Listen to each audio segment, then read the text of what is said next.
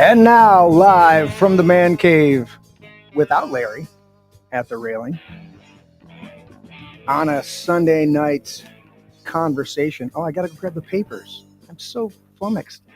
I'm going to go grab the paper while I'm doing this. See how bad it is? That's the sound of me running.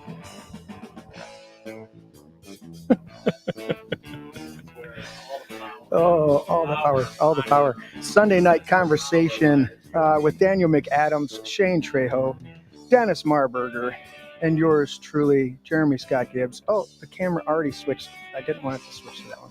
I wanted to switch to this one. There's the fish, nice and peaceful. Look at that. But yeah, this is a Sunday night conversation. What did we title it? It's in the title of the show here. It is a... where did I put it?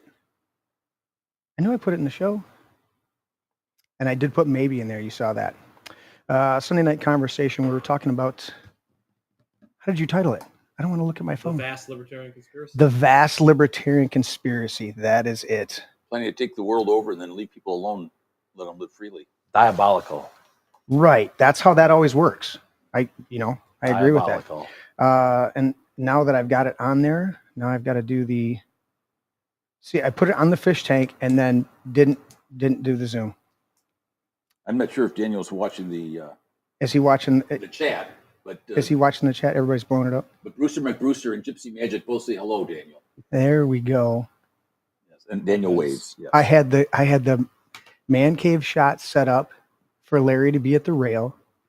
I had the shot for the fish tank set up, and it automatically switched, so I must have changed the setting in there. Anyways, welcome, Daniel. Can you hear us now, buddy? We still good? Yes, I can. Thank you. Excellent. I'm going to go to us.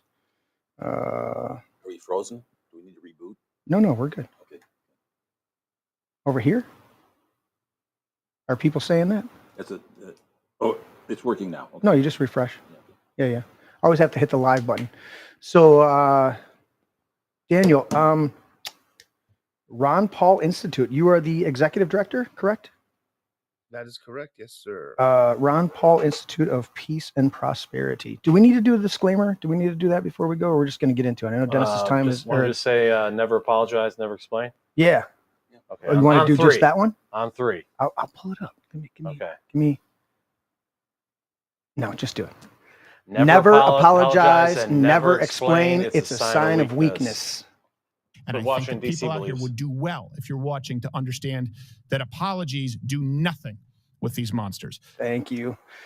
So anyways, Daniel, I know your time's limited with us, so we want to dive right into it. Shane, you've got the list there in your paper. Okay, yeah. Other than explaining to us a little bit about the Ron Paul Institute for Peace and Prosperity, Daniel, where did you want to start? I know you've been coordinating with Shane to be here tonight to be our guest, and of course with Dennis. But where do we want to start, guys? Right off the bat at the beginning of the show. I mean, I think what happened yesterday, Iran. Huge. I mean, we set this up before. Yep. The bombings. So they're saying, Daniel, that it's just a limited kinetic precision strike, and we're not really in the war, even though we're bombing them. These are the talking points that are coming out. So what say you about these talking points, and how wrong are they? Well, President Trump had his people out all day, Hegseth and Rubio, whatever, all day long saying what you gentlemen just said. It's not a regime change war, just a one-off strike. We had to take out those bombs. They were about to be dropped by Iran. But then he just put out something on his Truth Social a few minutes ago that says, it's not politically correct to use the term regime change, but if the current Iranian regime is unable to make Iran great again, why wouldn't there be a regime change? MAGA. So he literally, after having his people all day making the case that this is not about regime change, he gets his phone in his hand and says, well, it's about regime change. Wow. Yep. And you've seen the people on Twitter and X, move the goalposts, the pro-MAGA influencers, some of them, I don't want to say all of them, but, similar, the ones who've been just on the attack against Thomas Massie and Rand Paul, they went from saying, oh, it's not, we're not going to get involved, to, oh, but now we're involved. It's not regime change. And, I wonder what the next pivot's going to be as we just go step by step by step into this war that seems like an inevitability now. Yeah, what's weird is I put out an update to our subscribers at the Ron Paul Institute just as the bombs were falling, what have you. And these are people who have been subscribed for a while, I assume. I have never gotten so much hate mail from our own people as I did last night when I said this was unconstitutional. And, I had one guy saying, how does Ron Paul know what you're saying? Well, yeah, he does. He knows because he's against war. He's against bombing countries out of the blue. It's just bizarre how people are tying themselves into pretzels. And you guys remember Iraq. It's been 20-some years ago, but it's the exact same thing that happened then. As soon as the bombs start falling, these guys start saluting, and it's absurd. This is not a war. Okay, how about if I go into your house and start shooting you? Would that be considered aggression? Yeah, and think about it. If another country comes in, one country bombs us, kills like members of our presidential administration cabinet, and top federal scientists and all these different peace negotiators, all these different people. We would obviously consider that an act of war. If they come in and bomb our infrastructure and bomb our energy making facilities, we would consider that an act of war. But when we do it to Iran, we're saying, well, no, it's not really war because we don't say it's war, right? But we're bombing the hell out of them, and there's no signs of stopping. Yeah. We said it was an act of war. We said Russiagate was an act of war. Russia was, creating war on our elections, which of course it was all a lie. But if something as simple as that, we consider it a war. It's astonishing. It's astonishing to see this. I felt that he may do it, but I just couldn't believe that he was going to be so stupid. And now JD Vance is saying, well, we really didn't get their enriched uranium stores. We didn't hit those. So what the hell, excuse my language, what the hell was it for?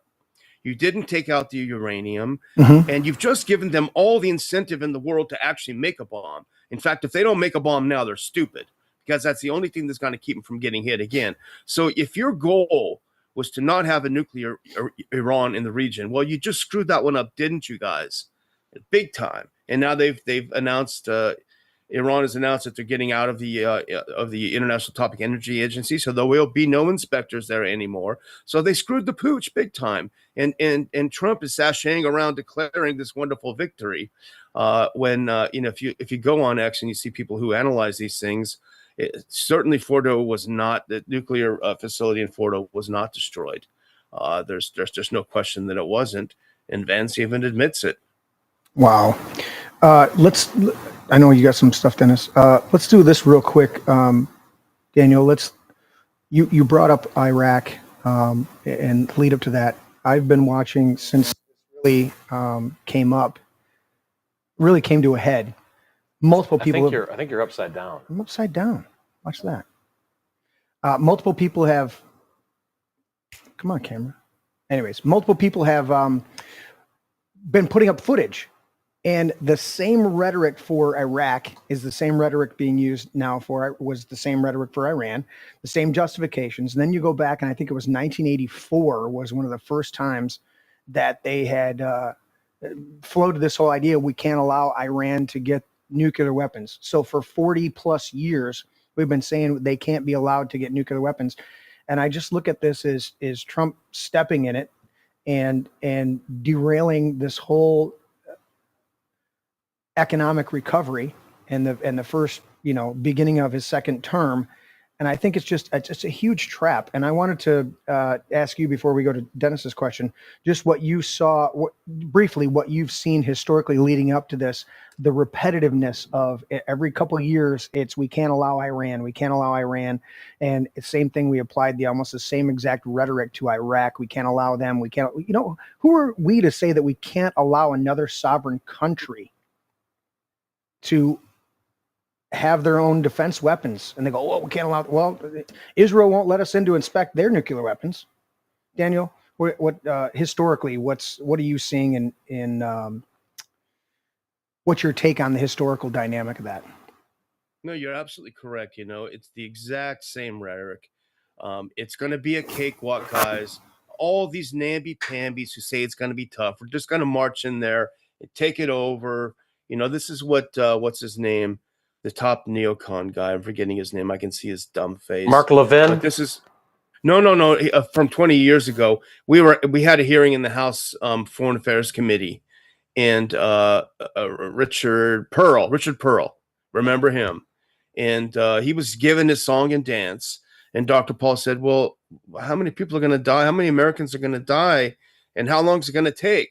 And he just sort of gave him that look that neocons give you, such a condescending look, a look of his hatred, and said, no one's going to die. No, Americans aren't going to die. This is going to be over before you know it, and this is exactly the thing they've said this time. And this is their approach. It'll be easy. We'll take them out. Well, we know already that they haven't taken a damn thing out. All they've done is, I would like to know, and I haven't seen. I'm going to go later. I'm going to do some research. I would love to see how much this little bombing run cost. Can you imagine? Think about all the resources that Trump has moved around. These things aren't cheap. These B-2s aren't cheap to fly around halfway around the world.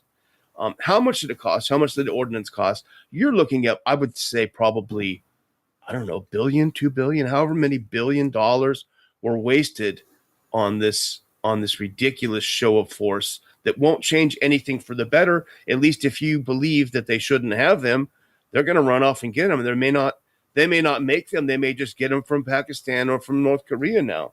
100%. Why not? 100%. Yeah, and if they had a nuke, they wouldn't be being bombed right now. If they had actually gone through with building the nuke like the neocons said they would, right?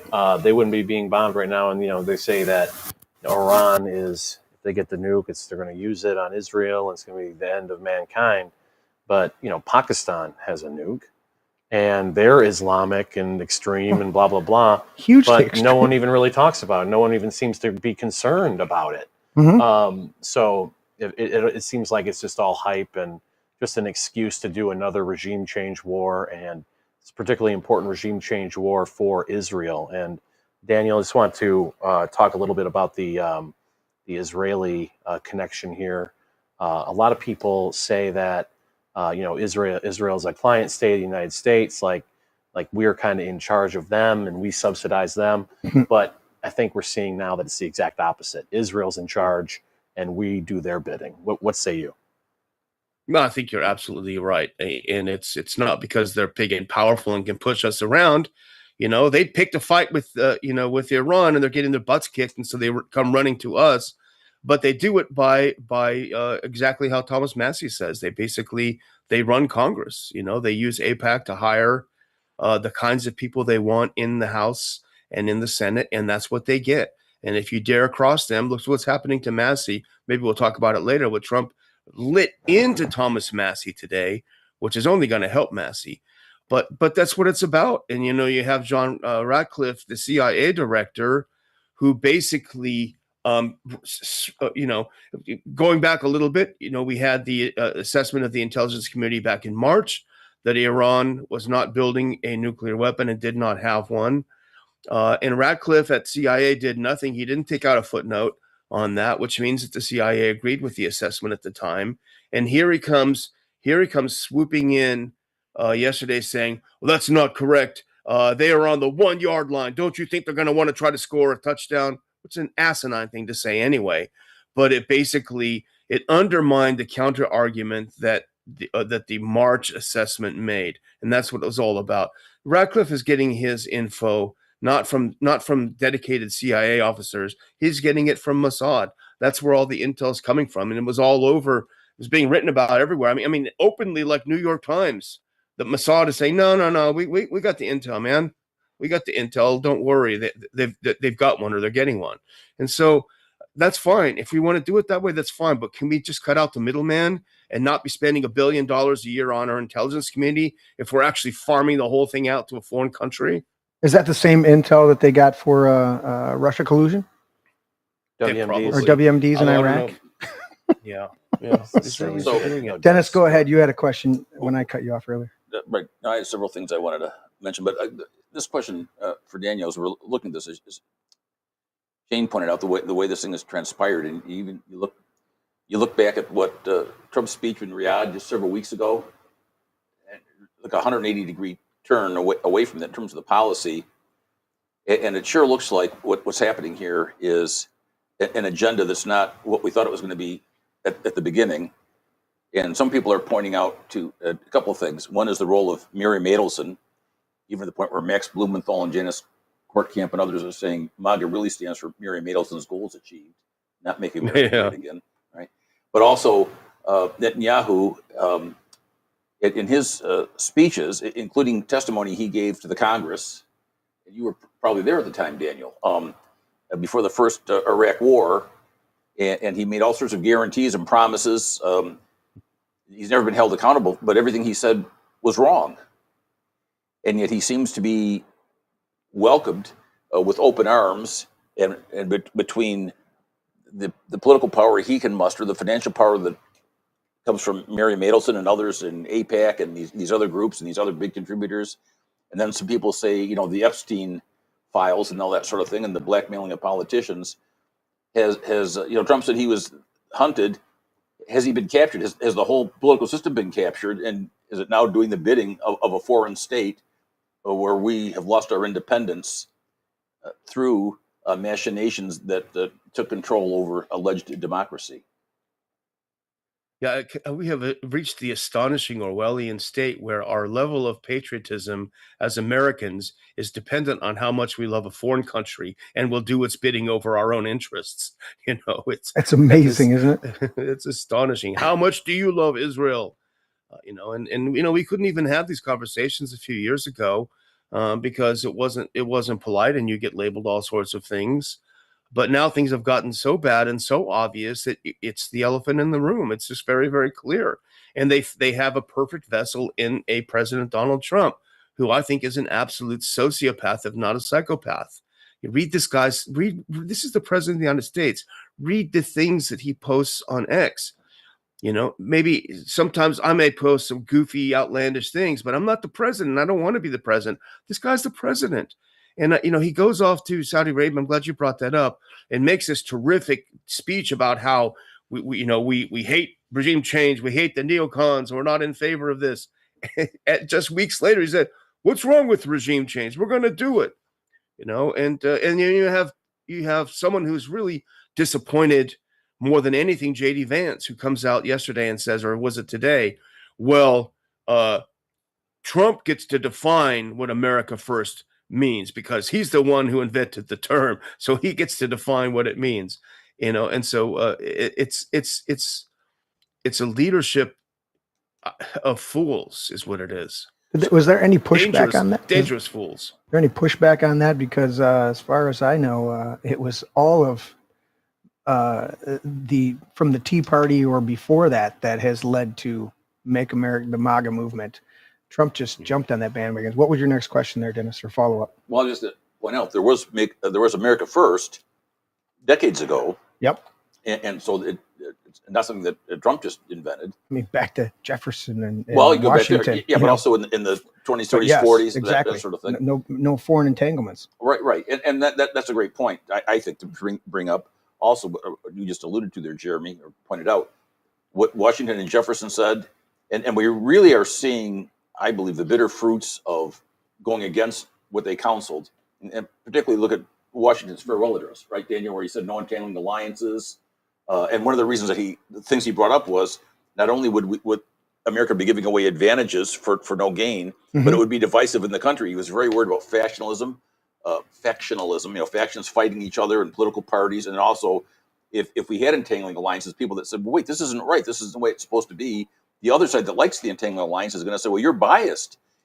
So he sort of foresaw this, even though he couldn't have seen the particulars of this sort of thing. But it would appear that it's very detrimental to America financially. We're less safe, we're less free, we're less prosperous. Of course, Dr. Ron Paul talks about this all the time, what this terrible policy has done. And on top of that, we got these guys totally violating the Constitution. They have rules that they said they would follow when they put their hand on the Bible and took the oath. And they just seem to not care for that.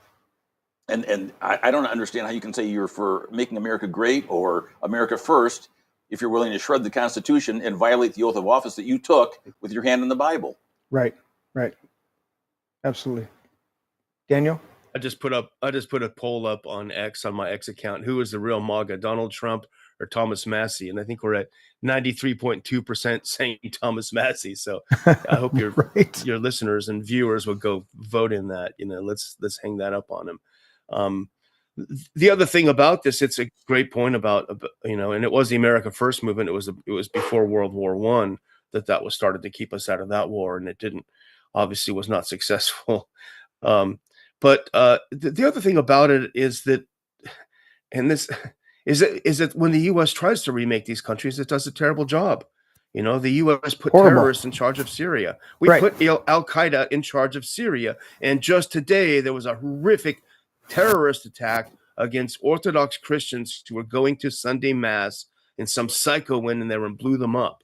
I mean, these are the people that we put in power.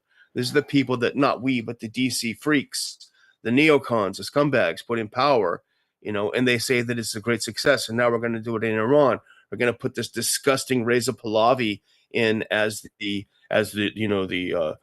new king of Iran. I love it.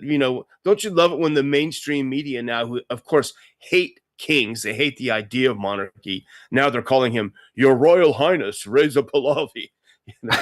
They're just like they're just like chimps. They just do what they're told. And can you speak to who is that guy? Who's his father?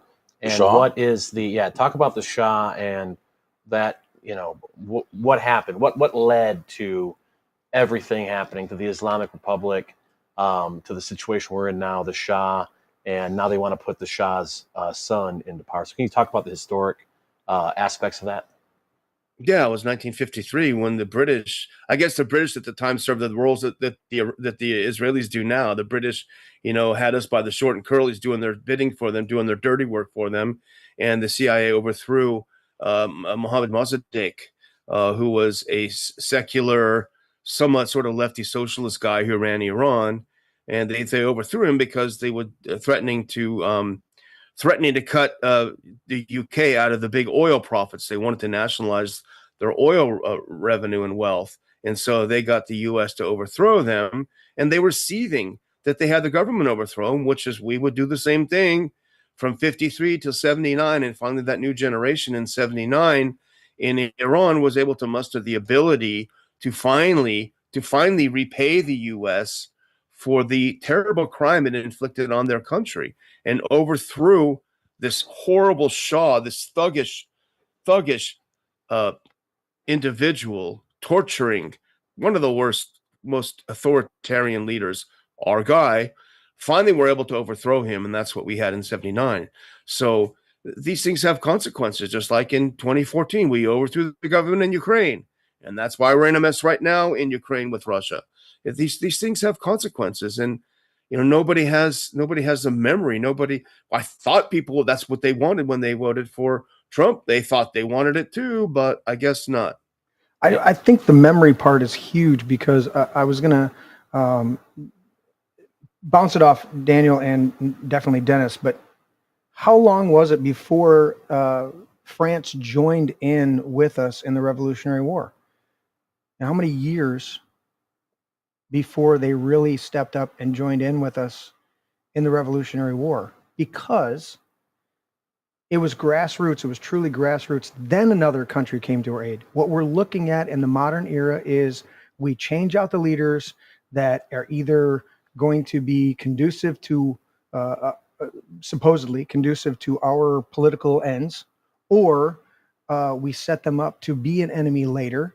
We prop them up knowing that they're going to be a thorn in our flesh later, so that we can perpetuate the military industrial complex and benefit from it later, because we can just poke a couple things and we say, we put you in power, and they go, no, you didn't. I'm my own person. And they push back, and we get another Saddam. We get another, we took out Chiang Kai-shek, and we put in Mao. We, facilitate Mao getting in there, who murders up to 80 million of his own people, and the great leap forward. These dynamics. So I want to ask you guys, from that progression of Washington and Jefferson not being involved in foreign entanglements, knowing that the France French came to aid us in our Revolutionary War to today, where we think that we're gonna engender the people to fight for their own freedom when we go in and just topple their leadership. It doesn't work. I don't know if Daniel first or Dennis, one of you popping in there. Just what you think about the dynamic between the French joining in later, and I was asking you guys how many years later, versus us going in and toppling a country and then expecting them to somehow thank us after we've killed 1 million Iraqis. Well, right. Well, in the case of the French, I think that caused them huge financial problems, didn't it? And later it led to some big problems for them. Huge. But right, you had the situation where, when you look at it, it's a crime spree is what's going on here. Yeah. Because first, it's crimes against the American people, taking our money, taking our liberty, our privacy. Yeah. And the military that's supposed to defend us here at home, right? And then engaging in unlawful actions overseas, which then have led to just terrible consequences for the people in these other countries. And you look at it and you say, well, this global war on terror, which has been like, well, I don't know, like a 25-year phase roughly, but that wasn't the beginning of it.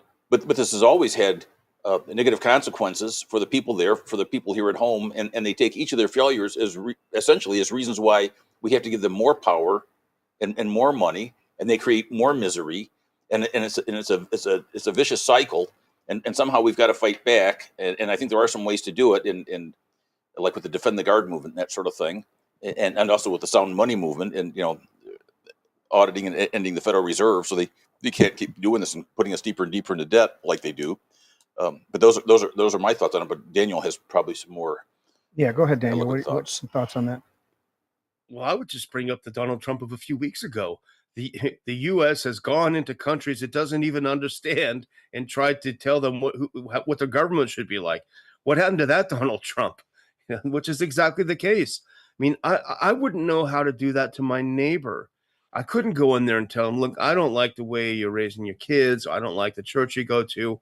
I don't understand his life. It's too complicated. Try doing that for an entire country. And not only an entire country, but a civilizational country like Iran has been. It's a country that has existed for thousands of years. It has a very, very complex, intricate culture. One of the things that was interesting to me, and I wonder if I'm sure none of the neocons and I'm sure none of the brain dead Americans saw it, but there were a number of videos that made the rounds on X in the sort of as this war has gone on this past week or so between Iran, which was attacked by Israel, and it showed sort of street scenes in Tehran, and you don't see those here. Isn't that funny? Because Americans are supposed to believe that if a woman shows any bit of her hair, there's some weird old dude with a cane whacking her around.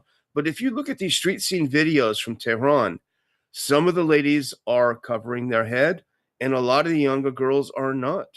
And some of the guys look like, rappers from, hip hop guys from the U.S. It's not the kind of culture that the Israelis want us to believe it is, what the neocons want us to believe it is. It's a very complex culture. And so even this dopey people like Loomer, what's her name? Laura Loomer. She said, well, yeah, she said, oh, don't you think just a couple of days ago, she posted, don't you think that the women in Iran deserve to be liberated from the tyranny of their, whatever. She's relying on people not in the end. She's probably right, relying on it, not really understanding that everyone is not. It's just not Saudi Arabia where you see like the little tiny slit of a woman's eyes. It's not that. That's our ally. It's our adversary who just the same is true in Syria before we put Al Qaeda in power. Right. Syria under Assad was a multi-confessional. People weren't blowing up each other's churches. Well, Al Qaeda was. But some women looked more religious and more conservative. Some didn't. Some looked very Western. It seems like every time you get a culture like that, it's almost what Israel did with Palestine. They didn't want the PLO because the PLO was too reasonable and rational. They had some Christians in it. They weren't. So they created and funded Hamas because they wanted an extremist Muslim group so they could say, we can't negotiate with these people. That's exactly what they want. And that's exactly how the Middle East is being remade into extremists so that Israel, if it feels like bombing, can just justify it. And also, the idea of a more moderate, reasonable Muslim government or movement taking hold, that's not in Israel's interest as well. So it's better to put up some extremists, some guy who can either be bought off or bombed at some point, than have a unifying figure who might unite all these various groups. And Israel seems to want them divided so they can more easily conquer them, in my opinion. Yeah, that was Assad, that was Gaddafi, that was Saddam. They all played that role, and they're all gone. I wonder why. Yeah.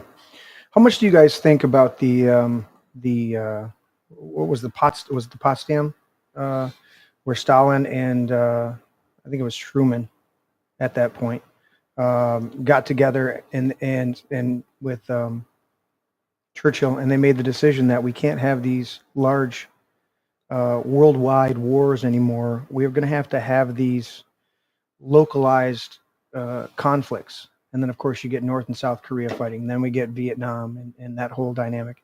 And then move forward, and we've got, skirmishes. And any one of these conflicts, we could, since World War II, just drop a nuclear bomb on it and be done with it. Wipe out the whole population, plant some hemp seeds and let it take care of the radiation. And like we did in Japan. Correct. And I look at that and go, how much do we see that just repeating process, a repeating cycle over and over again of we can't have actual all-out war, so we'll just attack here in this spot, and we'll make a boogeyman we'll prop up a leader, we'll make him the boogeyman when we need to, in order to just perpetuate the military-industrial complex and keep these little localized skirmishes, regional skirmishes going. What's your thoughts, guys? Daniel? Yeah, I think that certainly is the case. It certainly keeps people wealthy in a very, very small radius of Washington, D.C. But don't forget, there are other factors. There is always a multiplicity of factors when you talk about U.S. foreign policy, and one of them, quite frankly, we have our own Al Qaeda here in the United States, and there are religious zealots as religiously obsessed as Al Qaeda, any Al Qaeda or ISIS would be, and you probably saw this note that Mike Huckabee, Trump's ambassador to Israel, wrote to Trump just a couple of days before Trump bombed Iran. And it's this crazy psycho religious thing saying, it was a long note. I'm sure you guys have all read it, but basically, you've got to listen to God. God will tell you the right thing to do. You're in a position not unlike 1945. You can change the world. And of course, he's referring to dropping a nuclear weapon on a civilian population. So in this religious zealot's mind, God is literally going to tell Donald Trump to mass murder hundreds of thousands of God's own children. Yeah. This is the kind of zealotry that we have. And I used to think it was an anomaly maybe 20 or 30 years ago, but the Christian Zionists are in all layers of power right now, and they are pursuing their apocalyptic vision that we've got to help God end the world. Hey, I don't care what people believe, but don't pull me into it. I don't want to be part of that. You want to end the world, go somewhere else. Right. But this is a real danger. It's a real danger here. These people are zealots. They are as nutty and crazy, but as devoted as those dudes who wanted to get in a spaceship a few years ago, if you remember that. And they're dangerous, and they want the end of the world. They want bombs to fall. They want people to die. It's something that has to be dealt with. And I'll talk a little bit more about Israel. If you look at the attitudes of what people have about Israel, boomers, very much, many of whom I assume watch Fox News, very pro-Israel, but every generation lower has an increasingly unfavorable view of Israel because of, what's going on in Iran. Because they actually pay attention. Look at what's going on in Gaza and myriad of other things. So you look at what's happening right now with the fanaticism and the Christian Zionists who want war to fulfill biblical prophecies. In the upcoming years, that will be going away. There's not going to be public support for that for very much longer, which might mean why they're going for broke right now in Iran. They realize they don't got much time left, so might as well go out with a bang. Well, and they don't even understand. That's the difficulty for me is they don't even understand biblical prophecy. I've had too many discussions with people, and I go, guys. Dennis and I were recapping a little bit during dinner before the show started, and I said I was having a conversation with a friend of mine who was genuinely asking. He was coming from a genuine wanting to know. He's like, we got these doomsday planes flying. Oh, what's up with this? What do you know about this? Because he knows he's my drummer. He knows I do the show, and I go. And then he broke into this. He goes, aren't we supposed to protect Israel? And I go, are we talking about the nation state formed by the Rothschilds in 1948? Or are we talking about Jewish people in general? And pray for the peace of Jerusalem. And we're supposed to, who blesses Israel is going to be blessed by God. And I go, okay, yes. But they also discount all the myriad of Old Testament scriptures that say that when Israel disobeys God, he will send another nation against them. Nobody brings that up during this. Oh, Syria attacked. Oh, Egypt attacked. Oh, now they're under a threat by Iran or Iraq, whatever, point in history you want to point to. They've always had somebody agitating them. I go, well, maybe somebody ought to ask them if they're being obedient to God, because all these other zealots, these people that are these huge zealots and all this other stuff, they never flip the coin on the other side of it.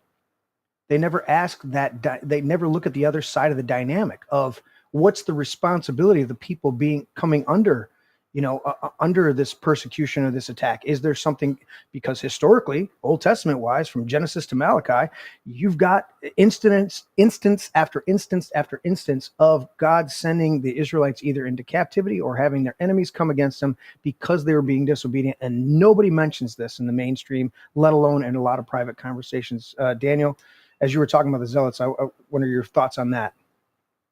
Yeah, the thing is, and Tom Woods posted about this a few months ago, I think. But I think he's making reference to the Christian Zionists, and he said the doctrine that they follow would be absolutely unrecognizable to any Christian, be he Catholic or Protestant or any form of those, just 120 or 30 years ago.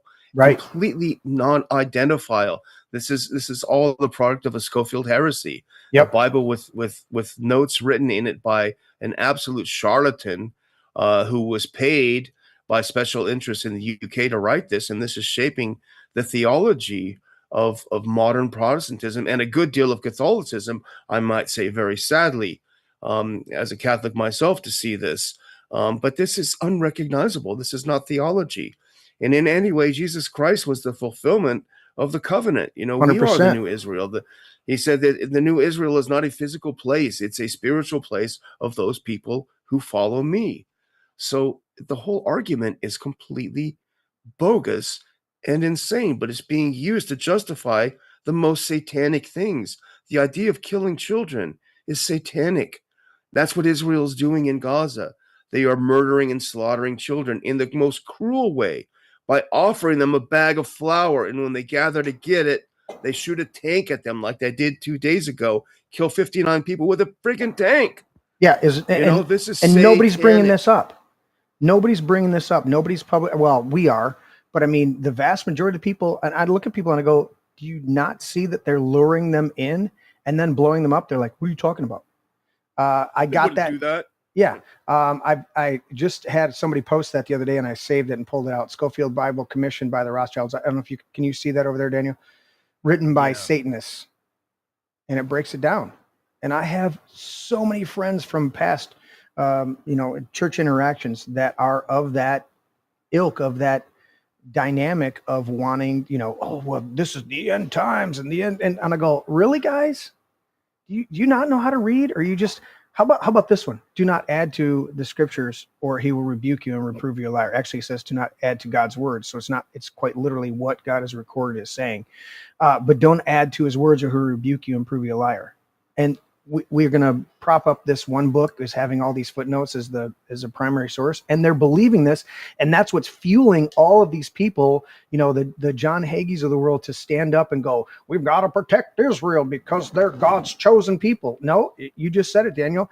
We're God's chosen people. Since Christ was crucified and resurrected, we're the Israel because we believe, not because of heritage or genetics, but because we believe in Christ. And Paul wrote that if the new branches can be grafted in, then the old branches can be grafted in, but they have to be grafted in because of faith, because they've come in and they believe in Jesus Christ.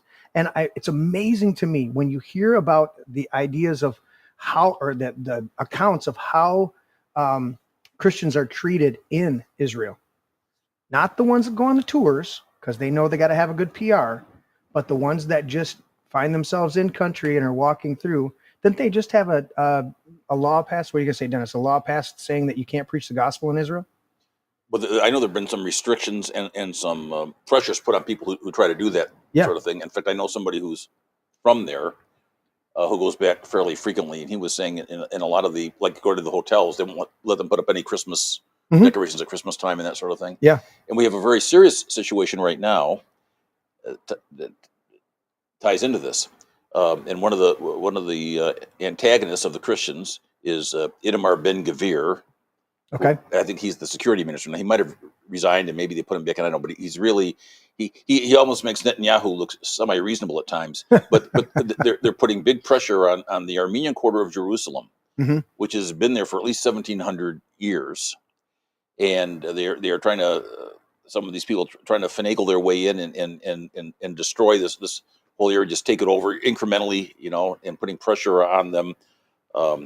So sometimes it's physical attack, sometimes it's through lawfare and that sort of thing. Yeah. Then it's been, now the good news is there's a group of people that have come together to fight this, and it's Save the ARQ, and you can find them on Twitter, X, and other places.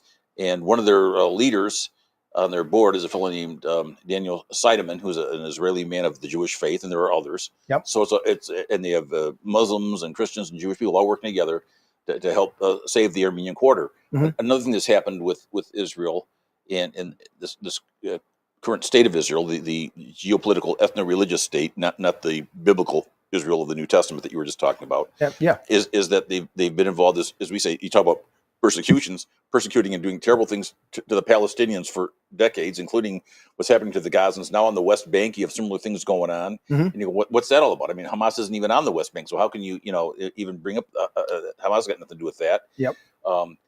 But also what they've done to Lebanon and to Syria, and then their alliance with Azerbaijan. And Donald Trump just fairly recently said, "Oh yeah, Azerbaijan, we like them because they're good friends with Israel." And Azerbaijan, of course, it's a Turkic nation. It's a horrible dictatorship run by Ilham Aliyev, a human embodiment of evil. And they have conquered and ethnically cleansed isn't the right word, but practiced ethnic expulsion and genocide on Artsakh, this ancient Armenian area, which is very, very important. And they're threatening, along with Turkey, to finalize the Armenian genocide. And the state of Israel is a very important weapon supplier to them. And Azerbaijan is an important oil supplier to the state of Israel. And so that's, most Americans aren't familiar with this because you don't hear this on the nightly news and that sort of thing. Of course. But it's a very tangled web, and the government that is over us, the largest government in the history of the world, among the things they do is they take our money for these various things, including to support the state of Israel, which my understanding is they have like abortion all the time, taxpayer funded, which I think a lot of American evangelicals would object to if they knew their taxpayer money was going to support that. But also these other things, like in terms of helping the Azerbaijanis and what they're doing to the Armenians, I think a lot of Americans would say, well, I don't want my money going there. And yet there's American financial support for Azerbaijan. And just recently they were going to do some sort of an I'm going to get the name. What's that bank, the Export-Import Bank, Daniel? Anyway, they were going to do some big deal with Boeing. And they were going to have the United States government guarantee it. Well, Azerbaijan's getting all these oil revenues. Why are we guaranteeing some deal they make with Boeing so they can get more military planes to kill the Armenians? This makes no sense at all. It's immoral, too. Exactly. And I'll let you respond to that, Daniel. Take a look at this real quick. Here's another one. When Trump destroys facilities you helped pay for. Obama's sad about that. Fact checked. So there. Daniel, your response to what Dennis was just saying there. Yeah, he's right, and that's the greatest argument to not get involved at all. But you can bet there are people that are profiting personally from these deals. They're always around. They're always sniffing around. They're always, they're. I mean, that's why, at least for me, that's why I'm libertarian, because I know the larger the government gets, the more corruption there is, and the more bad stuff it's going to do. So that's exactly the case. That's why I gave a speech a couple of years ago where I think it was. It was to the LP Mises caucus. That's how long ago it was. Where I said the case for having no foreign policy at all, and I still abide by that. I don't think we should have a foreign policy at all. Zero, nothing. Shut down the State Department. Shut down. We need a little bit of intel. Okay, well then let the military have it, but shut down everything else.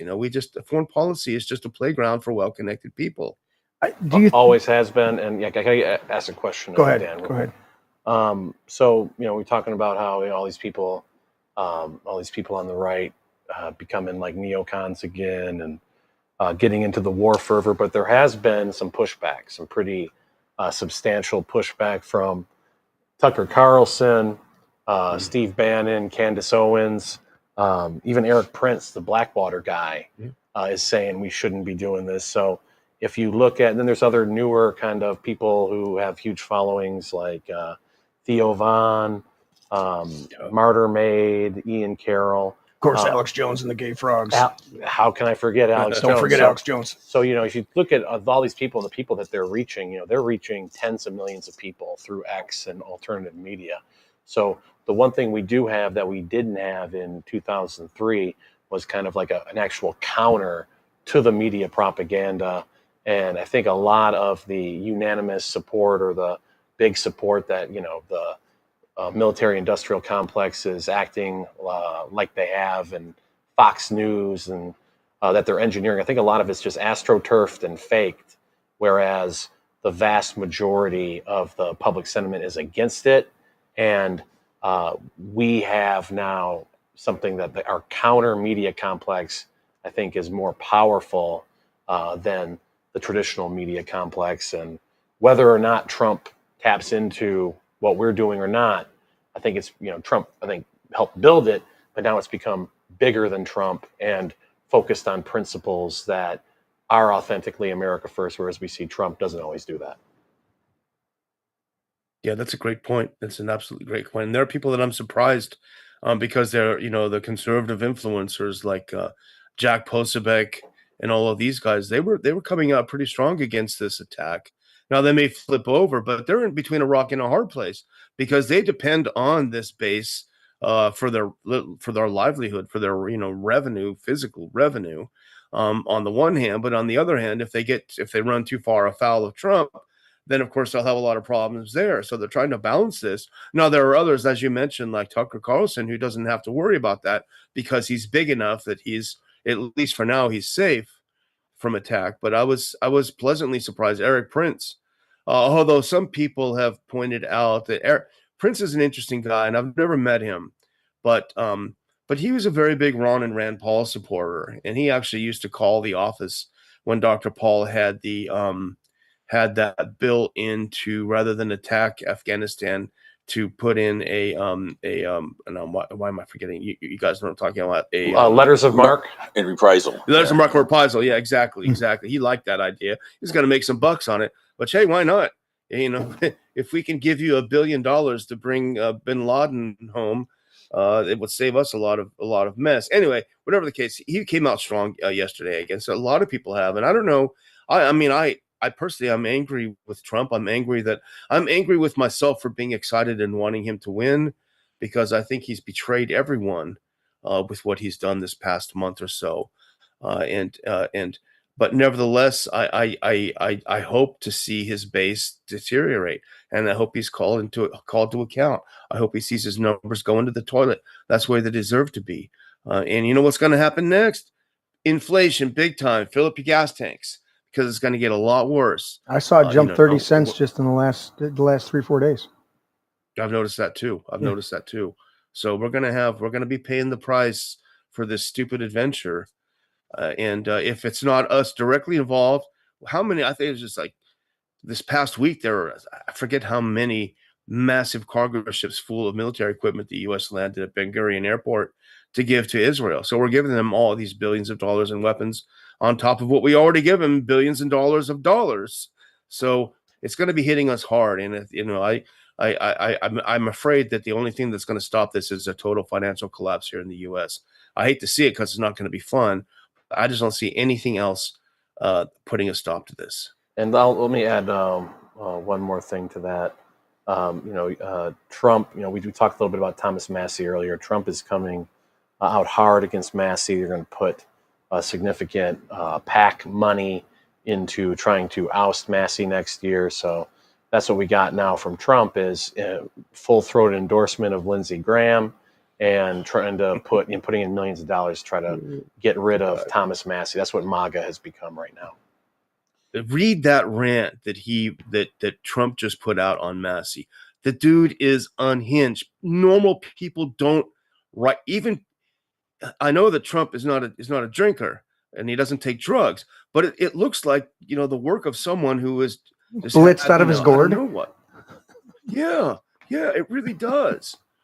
It's just not. There's something not right about it. It's just so over. He's having his Charlie Sheen moment or something, man, where he's winning and he's gonna. I'm on a drug. It's called Charlie Sheen. It's like, what are you doing, dude? You're high in your own excrement. Go ahead, Dennis. I got a question for Daniel.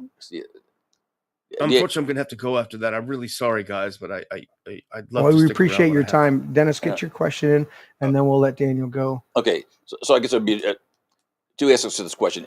Daniel, the Symington and Glenn amendments, is there any hope for something like that? Maybe the answer is no, because they've been there for decades and they ignore them. But they say that the United States will not give any financial aid to a country that has a nuclear program and hasn't signed the Non-Proliferation Treaty. And I guess they put in a loophole, but that is, if there's been a presidential, shocking, right? If there's been a presidential waiver signed. Okay, so 3 countries meet this, except 2 of them get the presidential waiver. The third is Israel. There's been no waiver. And so Grant Smith and Ben Swan and others say, well, gee, they owe us hundreds of billions of dollars back. Mm-hmm. I don't know. It's naive to think that could possibly work, but there is that, at least, that people, even beyond the Constitution, there's that. But then maybe state level resistance to some of these things in certain ways, like with the Sound Money projects or the Defend the Guard thing. Do you think those might possibly give us through this, state nullification, maybe a way to fight back against the empire and this parasitical relationship that's destroying the American people and the American Republic? I mean, we have to do something. Otherwise we just hold up our hands and give up. So there's probably a lot more on the state level. I mean, look, we have a Speaker of the House who put out a post yesterday about how, thank God Donald Trump is bombing Iran. It was a clear and present danger to the United States. And Thomas Massey reposted it saying, well, if it was such a threat, why didn't you call the House back from its vacation to vote on this? Mm-hmm. You couldn't be bothered to do that. They just don't care. So, yeah, you're right. I mean, forget these guys. Do something at the local level. We got a lot of great guys here in Lake Jackson who are just trying to fight our goofy city council trying to do dumb things. At least we have a chance of making our own lives a little bit better. Right. Yeah, so state and local resistance, I got to put this in here because this comes up in our chat, Daniel. State and local resistance to federal usurpation is not tyranny. It's resistance to tyranny. And if somebody wants to say, states have no rights, so it's okay, but they have the duty and the responsibility. That's what Jefferson and Madison said, to protect their people through resistance. And if the states have no rights, what rights do the feds have? And that this argument we get, it makes no sense. We individuals have rights, but individuals, like Bastiat said, can join together. That's the law, can join together to protect their rights. Mm-hmm. And so at the local and state level, we can do things to make a freer world and to resist a Leviathan and all of its depredations. And if we don't do it at the local and state levels, it's not going to get done because, as we know, Washington, D.C., they're not going to, no matter who you put in there, it's never going to change. It's only going to get worse. So you have to work at the local level and state levels because that's the only option. So don't comply, nullify. Exactly. You're here. Daniel, thank you so much for coming on the show and giving us as much time as you could. We appreciate it. We'll have to have you back again with Dennis and Shane here and pick your brain some more on this stuff. Hopefully wiser minds prevail in this and we can calm this down. The fact that we're sending more armaments to Israel doesn't bode well for just one and done strike overnight. But thank you. Any final thoughts before you go, Daniel? Yeah. Can I shamelessly plug something? Absolutely. Please. I hope it'll be something that will benefit your viewers and listeners, that we're having our annual Washington conference on August 16th in Dulles, Virginia, very close to the airport. If you go to ronpaulinstitute.org, up there on the top margin, you'll see a link that you can find out more about it. And I said this on our show, one of the things we can do is vote with our feet. go to events. And obviously, I think ours is worthwhile. Go to events like ours and pack the damn room. You know, we've had several of our conferences have been on C-SPAN. If C-SPAN comes again this year and they see a room half empty, they're going to say there is no peace movement. You know, so I would just love to see as many people as possible in that room. It's going to be a great conference. So we've got Colonel Doug McGregor's going to be there, and we've all watched him this past year just catch fire. And Nassim Nicholas Taleb is going to be there, whose knowledge of the Levant is unparalleled, and he's going to bring a lot of great insights on that region to the conference. And we've got several other people. A few I'm gonna mention on our show Monday. But it's just, you know what? It's just like hanging around with you guys, just like hanging around with a bunch of great people and talking about things that we all agree on and listening to other people. That's what it's all about, and that's where the strength is. And I think that's where I'm pretty much of a pessimist, but when I'm around people like the people that come to our conferences, I just like Bumper Hornberger says, I just recharge my batteries. And I think we all feel that way. So anyway, thanks for indulging me. And I hope to see you on August 16th. Absolutely. Thank you, Daniel, so much for joining with us tonight. And we will hopefully catch up with you soon. And everybody check that link, ronpaulinstitute.com. I put it in the show link. .org. .org. You know, now I got to go edit. That's all right. Thank you, Daniel, for being here. Thank you so much. It's great to see you, Daniel. Thanks for all you do. Take care. All right. Bye-bye. And I'll also go into, help him with his plug. Dennis and I, along with a couple of our friends, we went to Mises Institute, Ron Paul Institute. It was a joint event, right? Right. So we went to a Ron Paul Institute event with the Mises Institute, which is like a Austrian economics think tank. And Daniel McAdams was one of the speakers. Also, the great Ron Paul was there. Some other greats, I believe, was Chris Rossini. And Tom DiLorenzo. Yeah, Chris Rossini. So just a really great, if you want to hear, if you're sick of just hearing, and we'll go through a lot of the clips that I sent you. Particularly the Fox News one. This is so nauseating, and you wonder why people are so stupid, so fucking stupid. It's because they're glued to this propaganda 24/7. But if you want to hear. Did you drop an F-bomb? Did you? I did. Unorthodox, thoughts, different new ideas, different ideas, thought-provoking ideas. Then go to a Ron Paul Institute event, go to a Mises Institute event, and you get to hang out with the living legend Ron Paul at some of them.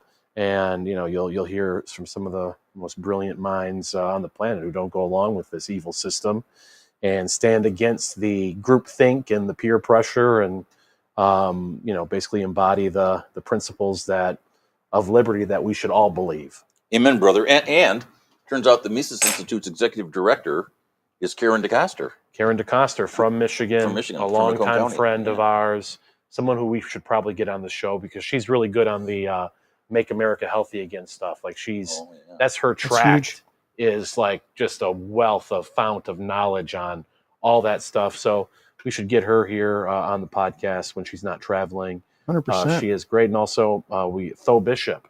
Yes. He works for the Mises Institute, and he's on the board of Republicans for National Renewal with me, and also is the Bay County Republican Party chairman. So in Florida. So you think of libertarians are so marginal. They don't have any sort of influence in the Republican Party.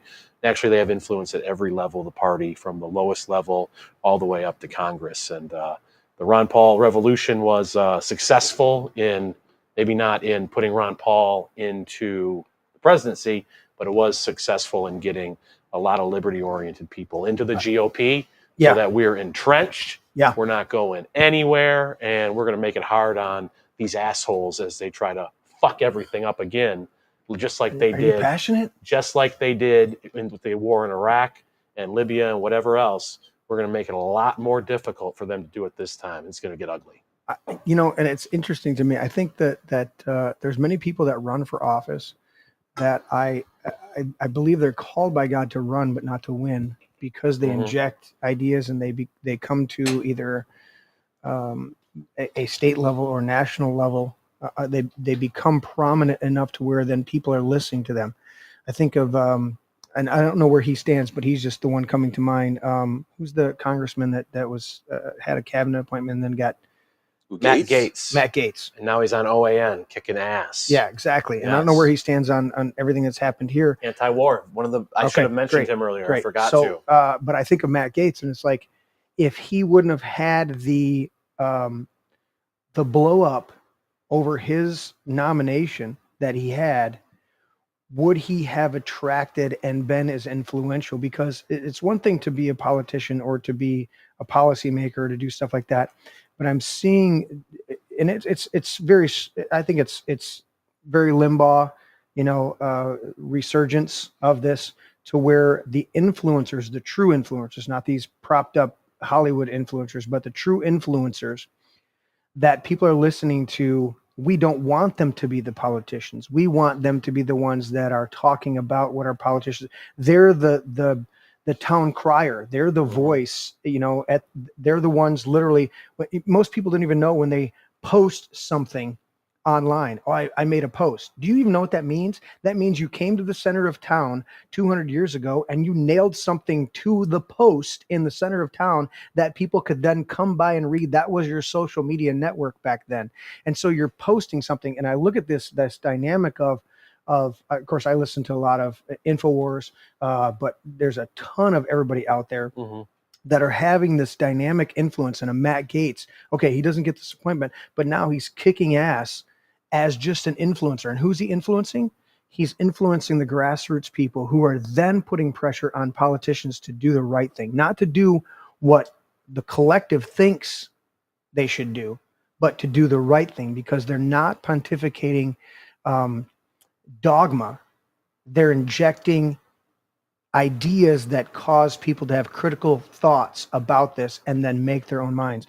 I'm looking at the chat. And of course, Dennis is interacting very well with them over there. But I'm looking at the chat. I was thinking about this as Daniel was leaving. I'm like, he said, I love to get around these people, at these events. And we said it during, one of us said it during dinner, but it comes up a lot. The echo chamber. No, it's not an echo chamber. Dennis and Shane and Daniel, we all think, I would say 80, 90, even more alike. Okay. But what Dennis thinks about historically, what Shane thinks about politically strategy, what I think about practically having church background and doing ministry, so we learn from, there's no echo chamber. What you say sparks me to then share what I know about a different angle of it. And then you share a different angle of it. And you're asking a question over here. And we form like Voltron. Exactly. Like 5 tiny lions come together to make one giant robot, and it's awesome. Exactly. No, that's a great thing. And the guys over there in the chat, they're very active.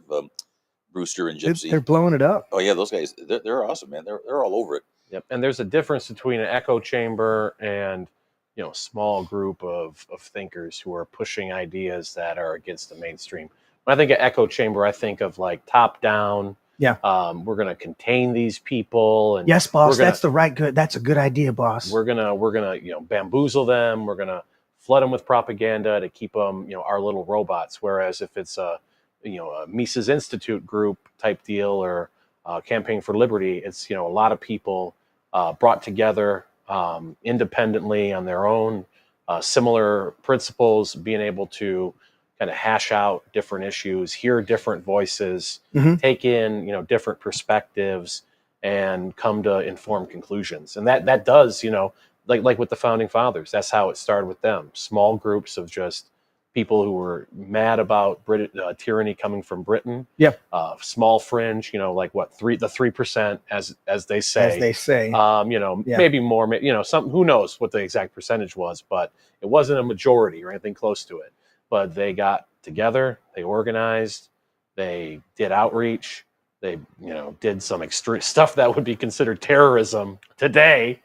They did a whole lot of stuff. Resolution, angry letters, writing under pseudonyms to inflame people. They did it all, right. And that's the kind of stuff that gets you to win back your liberty. Not going with the flow and going along to get along, and right. Well, the political concessions that we have to make, and Well, we have to get something done. All this bullshit that they feed people, and you hear them just regurgitate it mindlessly. Right. We are here, as liberty activists.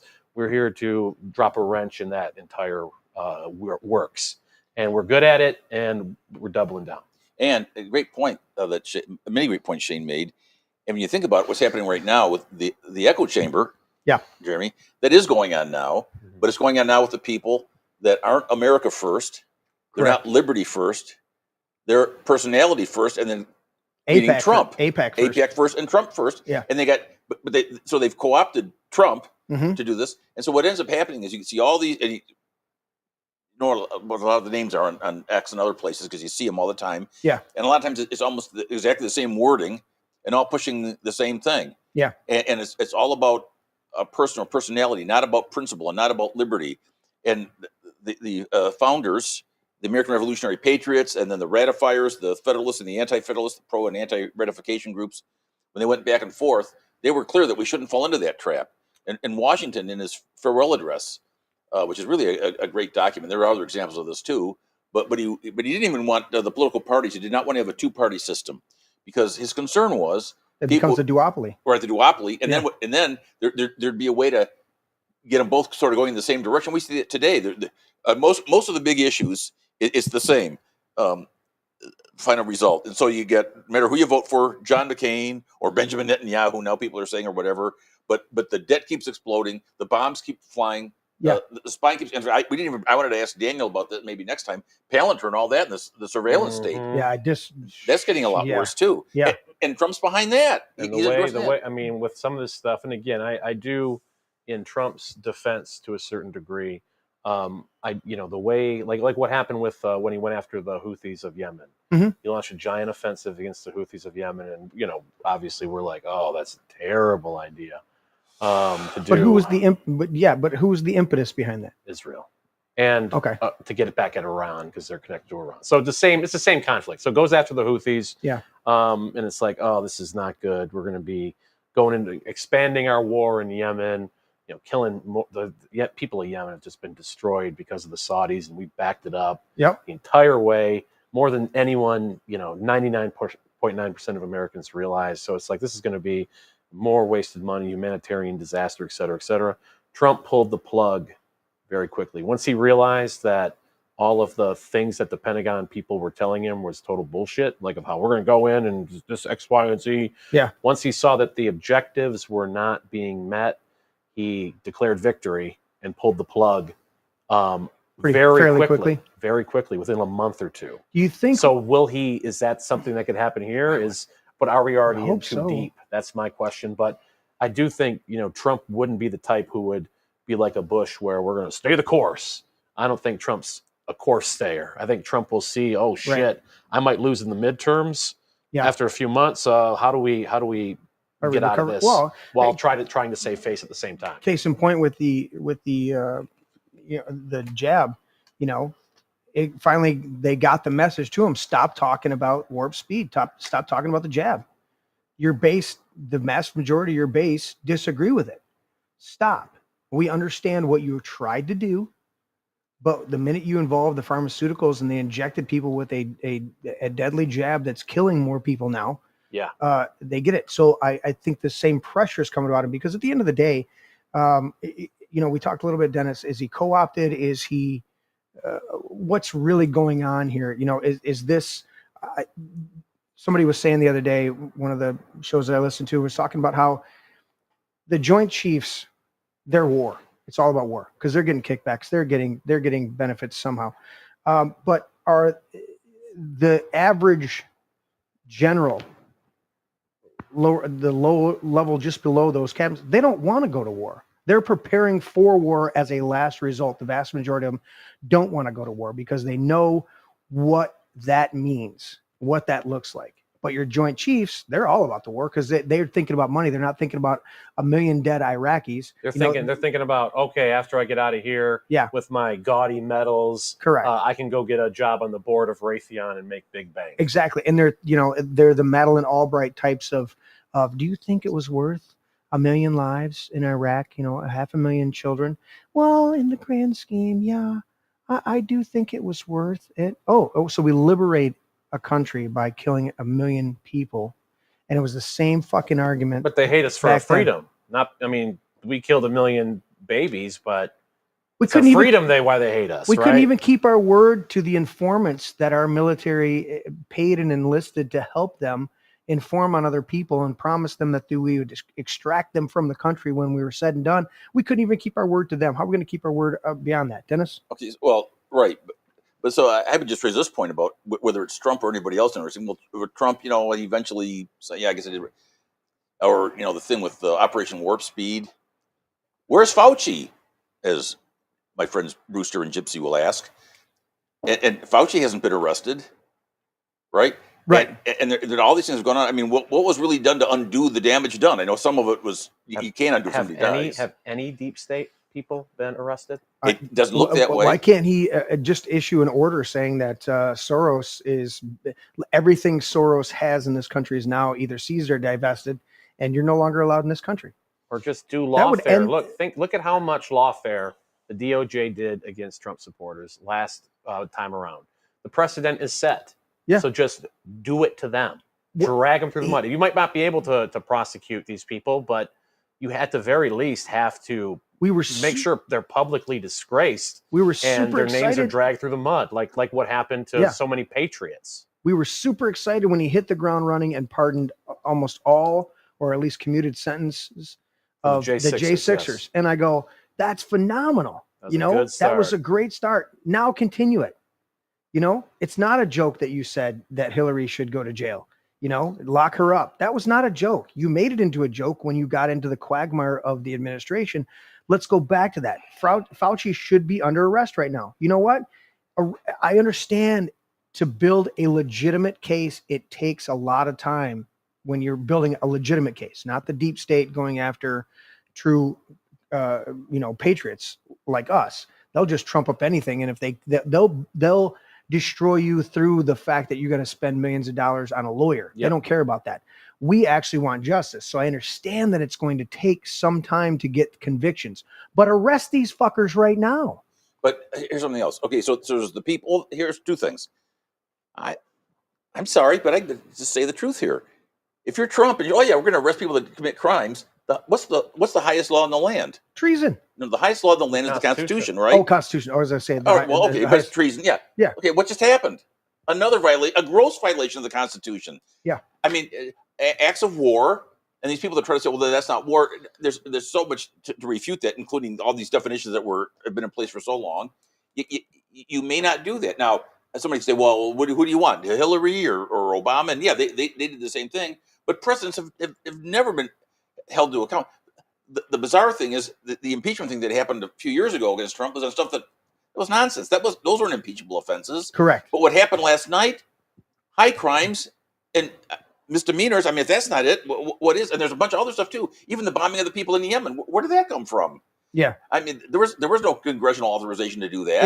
Isn't the constitutional legality of it is that the president is authorized? It came into effect with the nuclear proliferation. But before that, what was the true dynamic of the commander-in-chief having a certain amount of time to send troops out? No, that constitutionally that doesn't exist. Even the war parts thing, I think, doesn't actually say that. They mention about 60 days, but you can't be doing offensive actions. That's what I mean. Yeah, that was, I think, only for 60 defense. days for defense. Yeah, but even that, the war power legislation may not amend the Constitution. One of the things that Washington, back to the farewell address, you're going to make changes, do it through the amendment process. He says that's what that's what was ratified. Correct. And what's happened is we have a long period of time where thousands upon thousands of criminals have violated the law of the land, the highest law of the land. Yeah. And there's no consequence for it. Patrick Henry raised this point. He wasn't the only one, I think, but he particularly raised this point. You can say all you want about, there's ways to resist, which is what Madison and Hamilton were saying, non-cooperation and that sort of thing, which eventually became nullification, but they didn't use that word then. But don't cooperate with the officers of the Union when they are usurping authority, when they're usurping power. Patrick Henry says they're going to have all the guns, and I don't see any criminal penalties for somebody that violates the oath of office. Mm-hmm. And there have never been any. Right. So if you're Trump or any other president, you're going to say, well, I know that's what I should be doing, but wait a minute, then that's going to point a finger back at me. I don't want to do that. And so none of them have done that. But so on the one hand, yes, people do need to be held accountable, and that includes him, but that includes the vast majority of his opponents too. So it's not like this is Trump specific, but last night was particularly egregious. But there were so many things like with Biden, and he probably wasn't even aware what was going on, but half the time. But anyway, the other thing is we need to take steps and determine what those steps are to make a positive difference to not only hold the wrongdoers accountable, but to free us. We need a new Declaration of Independence. We need a new independence movement from Israel and from Washington, D.C. and from all of these criminals. The whole thing's turned upside down. They're supposed to work for us. Better word would probably be secession. Secession is and that is something that, of course, is in the Declaration. And by the way, Marquis de Lafayette came over here to help the Americans. He said people have, by the way, he used the word insurrection, a natural right to insurrection, I think is how he phrased it, which is somebody tell Dana Nessel and these other people. A natural right to insurrection. Yeah. But he could have stayed in France and he's living the life of Riley. He's nobility over there, right? Yeah. He came over here at great peril and risk to himself. He just knew we had better guns. Well, that's probably true. But anyway, but the other point is, however it is, the federal union was not set up this contrary to the Pledge of Allegiance by that socialist guy that has many errors in it. We aren't one nation. We're a union of nation states, and it was always understood that nation states could leave the union. And in fact, there were a bunch of northern and mid-Atlantic secession movements. That's my problem that I have with everything that happened in the Civil War with Lincoln. My biggest problem with that is the fact that slavery is horrible, absolutely, but what was destroyed more than anything was the right for states to secede and do their own thing. That was and Lincoln's on record saying that he said, I care not whether we free any slaves as long as we preserve the Union. And Lee in particular was on record saying, if I could free every slave tomorrow to end this conflict, I would do it in a heartbeat.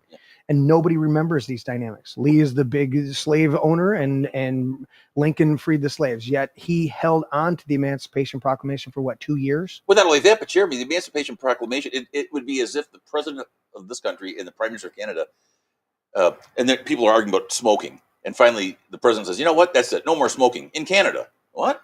Because the Emancipation Proclamation said if you're only in the areas in rebellion, was that going to affect? So in other words, if you were, so he said, if you come back and rejoin us, you can keep, anticipating Obama, he didn't say it exactly this way, but essentially you can keep your slaves. And in the Union States, you can keep your slaves. The Emancipation Proclamation was supposed to only apply to Confederate areas, which you go like, well, that's crazy. Yeah. Right. Okay. They declared their independence. How do you have authority over it? Right. So, but the northern states had nullified the Fugitive Slave Acts. Yeah.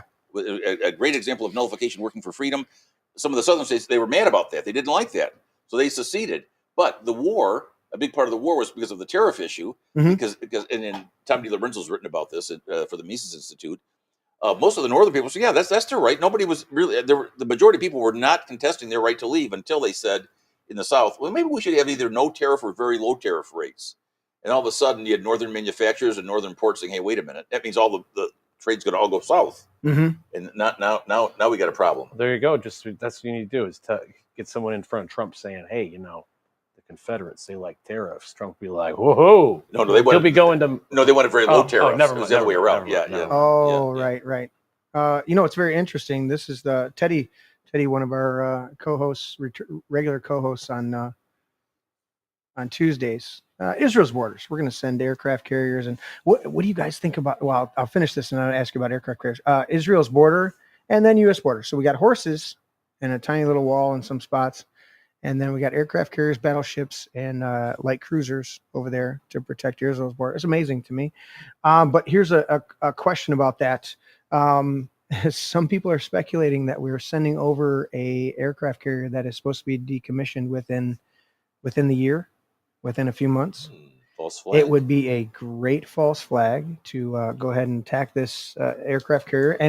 And we don't even have to attack it necessarily. I mean, we could pull a straight up Gulf of Tonkin where we don't even have to attack it. We just say it was attacked. I mean, who wants to go through the trouble of the USS Liberty not sinking and then Israel having to admit that, yeah, they actually did it. And it was supposed to look like Egypt did it, but it was clearly Israeli. Whoopsies. Whoops. And it didn't sink. So we didn't get the whole false flag that we anticipated to force. When was that? Was that in the late 60s, early 70s? When was the 67 war? 1967 war. 67, yeah.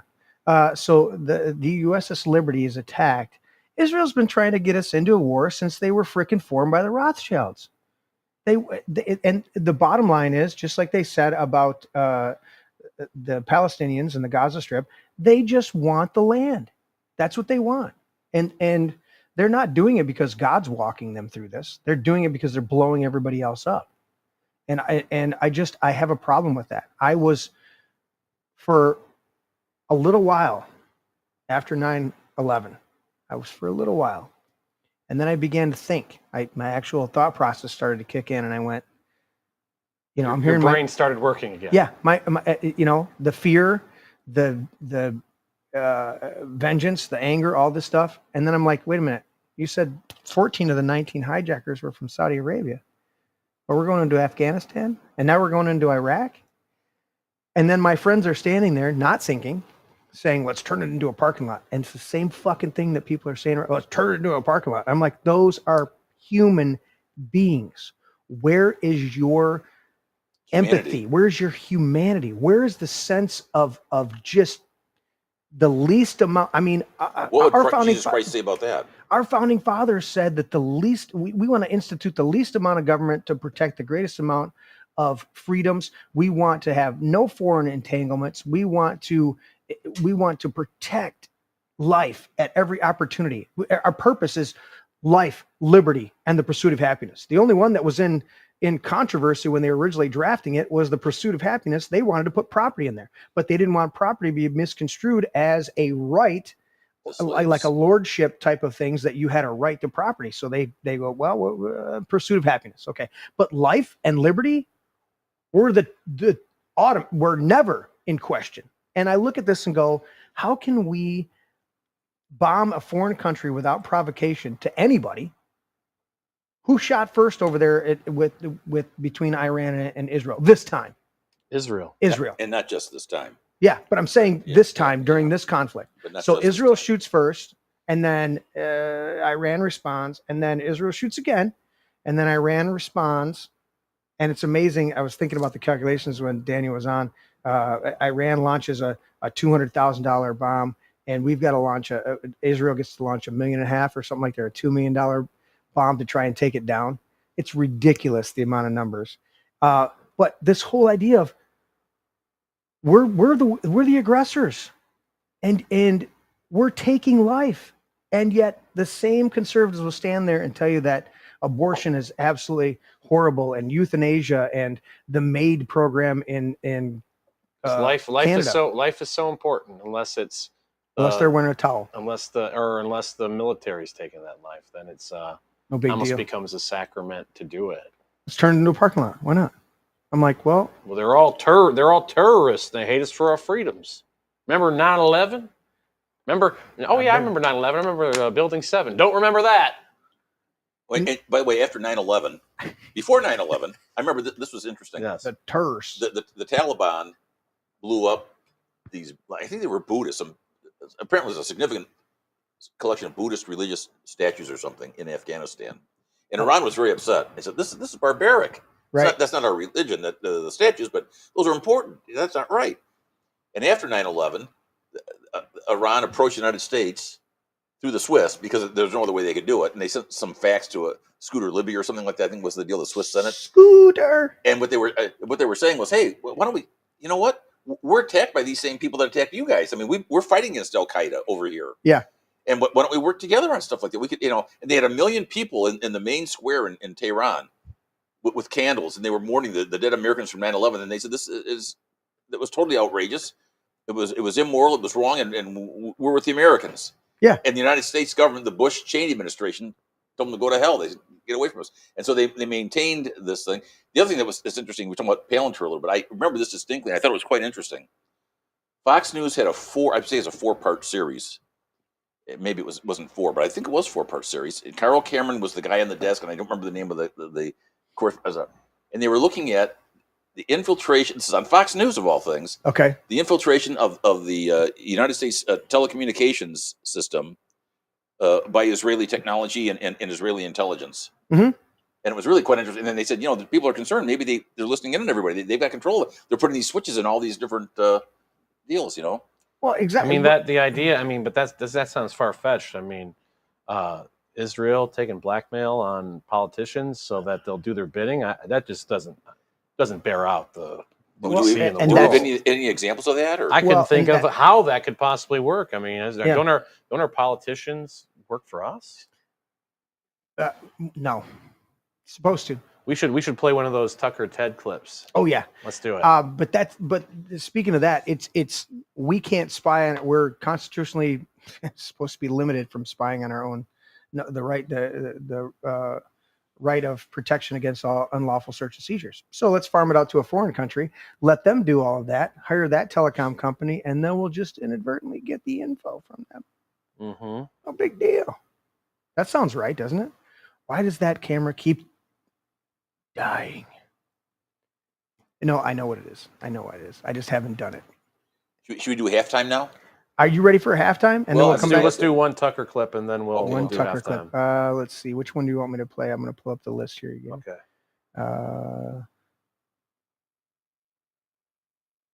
You want to go with the top one? Oops, I went too far. He knows nothing about Iran, or do you want to do he supports the wars because of the Bible? Yeah, let's do that. Yeah. Okay. That's good. Let's see what this one does, and hopefully it'll. Yeah, I'm gonna click on it. Those who bless Israel will be blessed, and those who curse Israel will be cursed. And from my perspective, I want to be on the blessing side of things. Of those who bless the government of Israel? Those who bless Israel is what it says. It doesn't say the government of it, says the nation of Israel. So that's in the Bible. As a Christian, I believe that. Where is that? I can find it to you. I don't have the scripture off the tip of my. You pull out the phone and use the Google. It's in Genesis. But so you're quoting a Bible phrase. You don't have context for it and you don't know where in the Bible it is, but that's like your theology? I'm confused. What does that even mean? Tucker. I'm a Christian. I want to know what you're talking about. Okay. Wow. Dude, where does my support for Israel come from? Number one, Tucker's the man. Because biblically we're commanded to support Israel. But number two, hold on. No. Dude, Tucker right here is so at his best. Subtle, dude. He is so phenomenal. He's like, well, it's in Genesis, and then he keeps going. He just rolls. He doesn't have to pause. He's like, well, I know, he's not the guy that goes, I know more than you, but I know more than you. Exactly. Hold on. You're a senator, and now you're throwing out theology, and I am a Christian, and I am allowed to weigh in on this. We are commanded as Christians to support the government of Israel? We are commanded to support Israel. And what does that mean, Israel? We're told those who bless Israel will be blessed. But hold on, define Israel. This is important. Are you kidding? This is a majority Christian country. Define Israel? Do you not know what Israel is? That would be the country you've asked like 49 questions about. So that's what Genesis, that's what God is talking about. The nation of Israel, yes. So is that the current borders, the current leadership? He's talking about the political entity called Israel? He's talking about the nation of Israel. Yeah, nations exist, and he's discussing a nation. A nation was the people of Israel. Is the nation God's referring to in Genesis, is that the same as the country run by Benjamin Netanyahu right now? Yes. It is. Okay. And by the way, it's not run by Benjamin Netanyahu as a dictator. It's a democratic country that elected. He's the prime minister. Right. What? But just like, America is the country run by Donald Trump. No, actually, the American people elected Donald Trump. The same principle is there. Silly. I'm talking about the political entity of modern Israel. Yes, and that is believe Israel. That's what God was talking about in Genesis. I do, but that country's existed since when? For thousands of years. Now, there was a time when it didn't exist, and then it was recreated just over 70 years ago. I'm saying, I think most people understand that line in Genesis to refer to the Jewish people, God's chosen people. That's not what it says.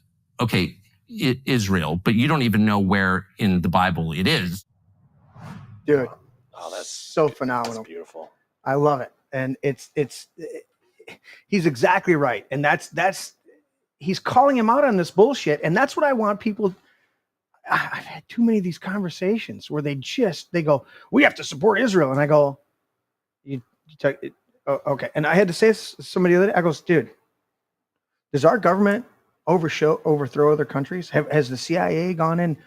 CIA is from our perspective, complicit in killing our own president. Yeah. That was a government, part of the government. That's a government entity. So are you in full support of our government? Well, no. I said, okay, well, then I'm not in support of the secular government that calls themselves the nation state of Israel.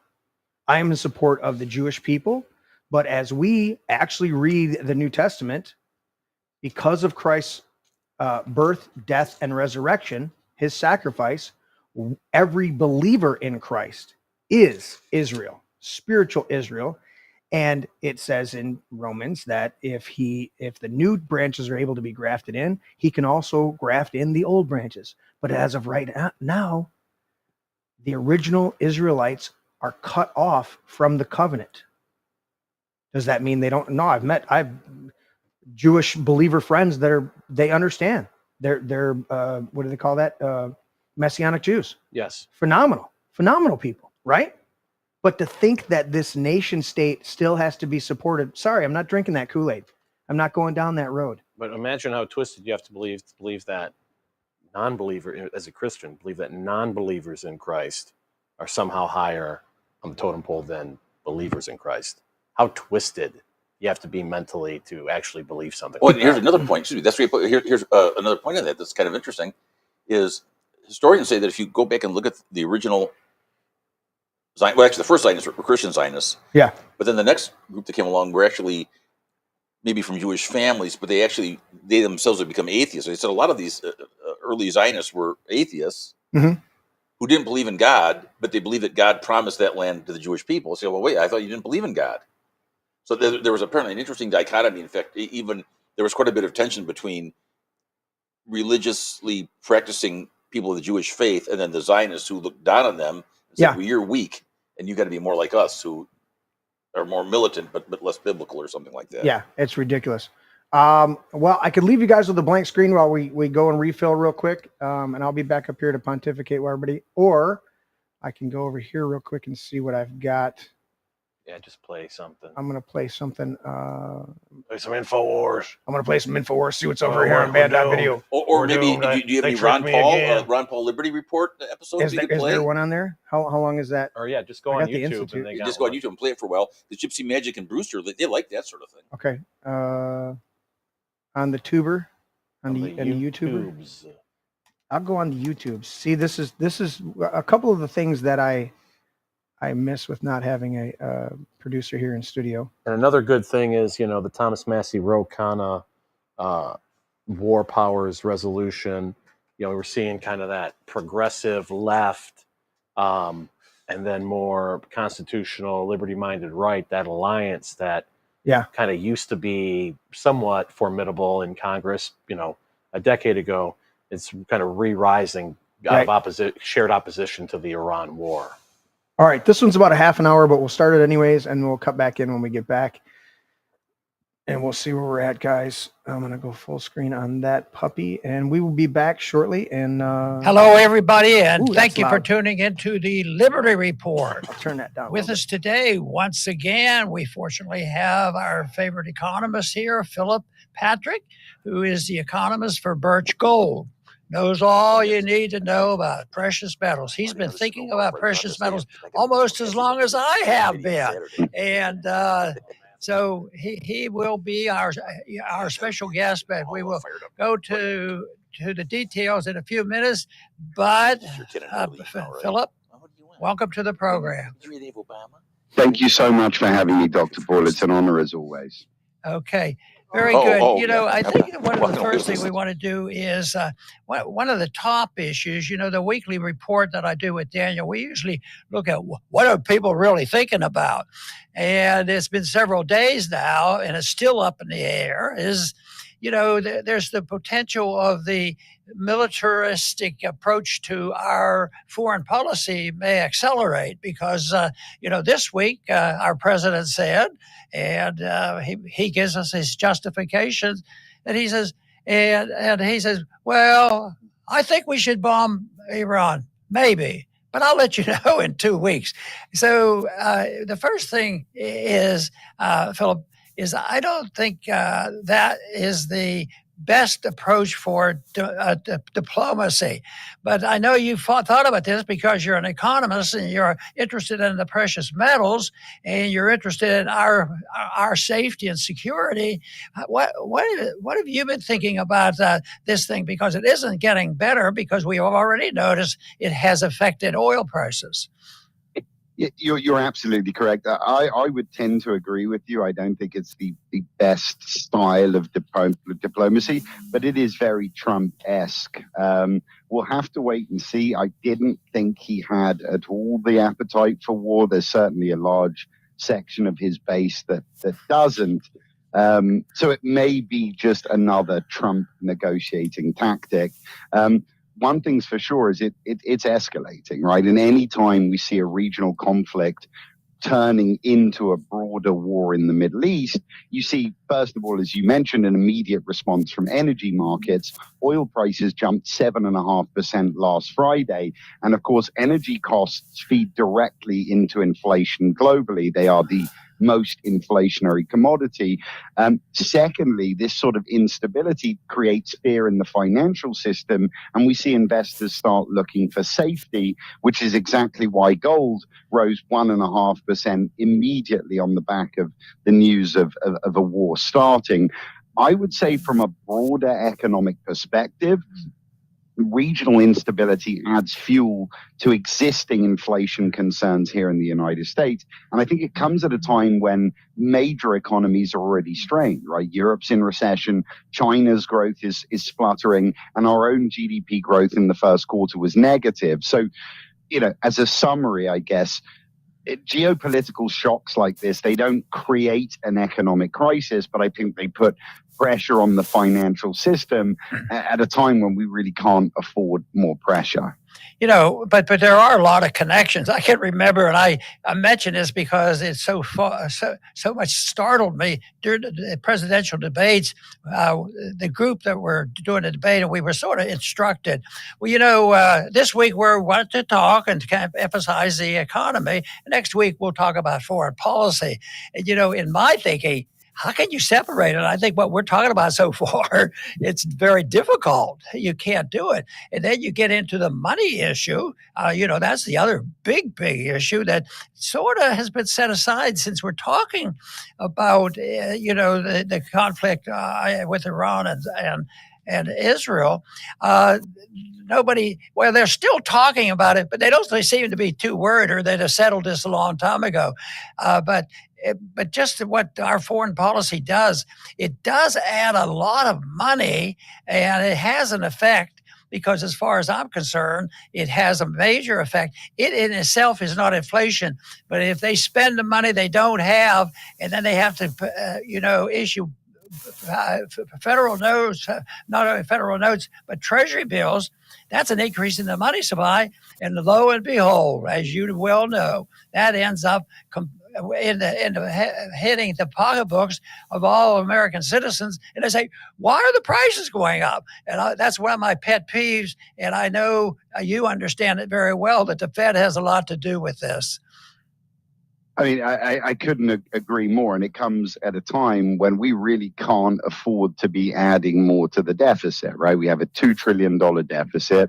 The big, beautiful bill, or Trump's budget, the CBO says is going to add another $2.5 trillion to the deficit over the next decade. That's close to $5 trillion deficit, which essentially equates almost our total tax revenue. It would be an unmitigated disaster to put ourselves in that position. So from a broader perspective, I couldn't agree more. There doesn't appear to be an appetite, and this was part of what Trump ran on, was sort of closing the deficit gap. I think it's a harder job than they thought it was going to be. I mean, Doge have gone quite quiet at the moment, and ultimately to push forward Trump's mandate, border security, defense spending, which has increased, not decreased.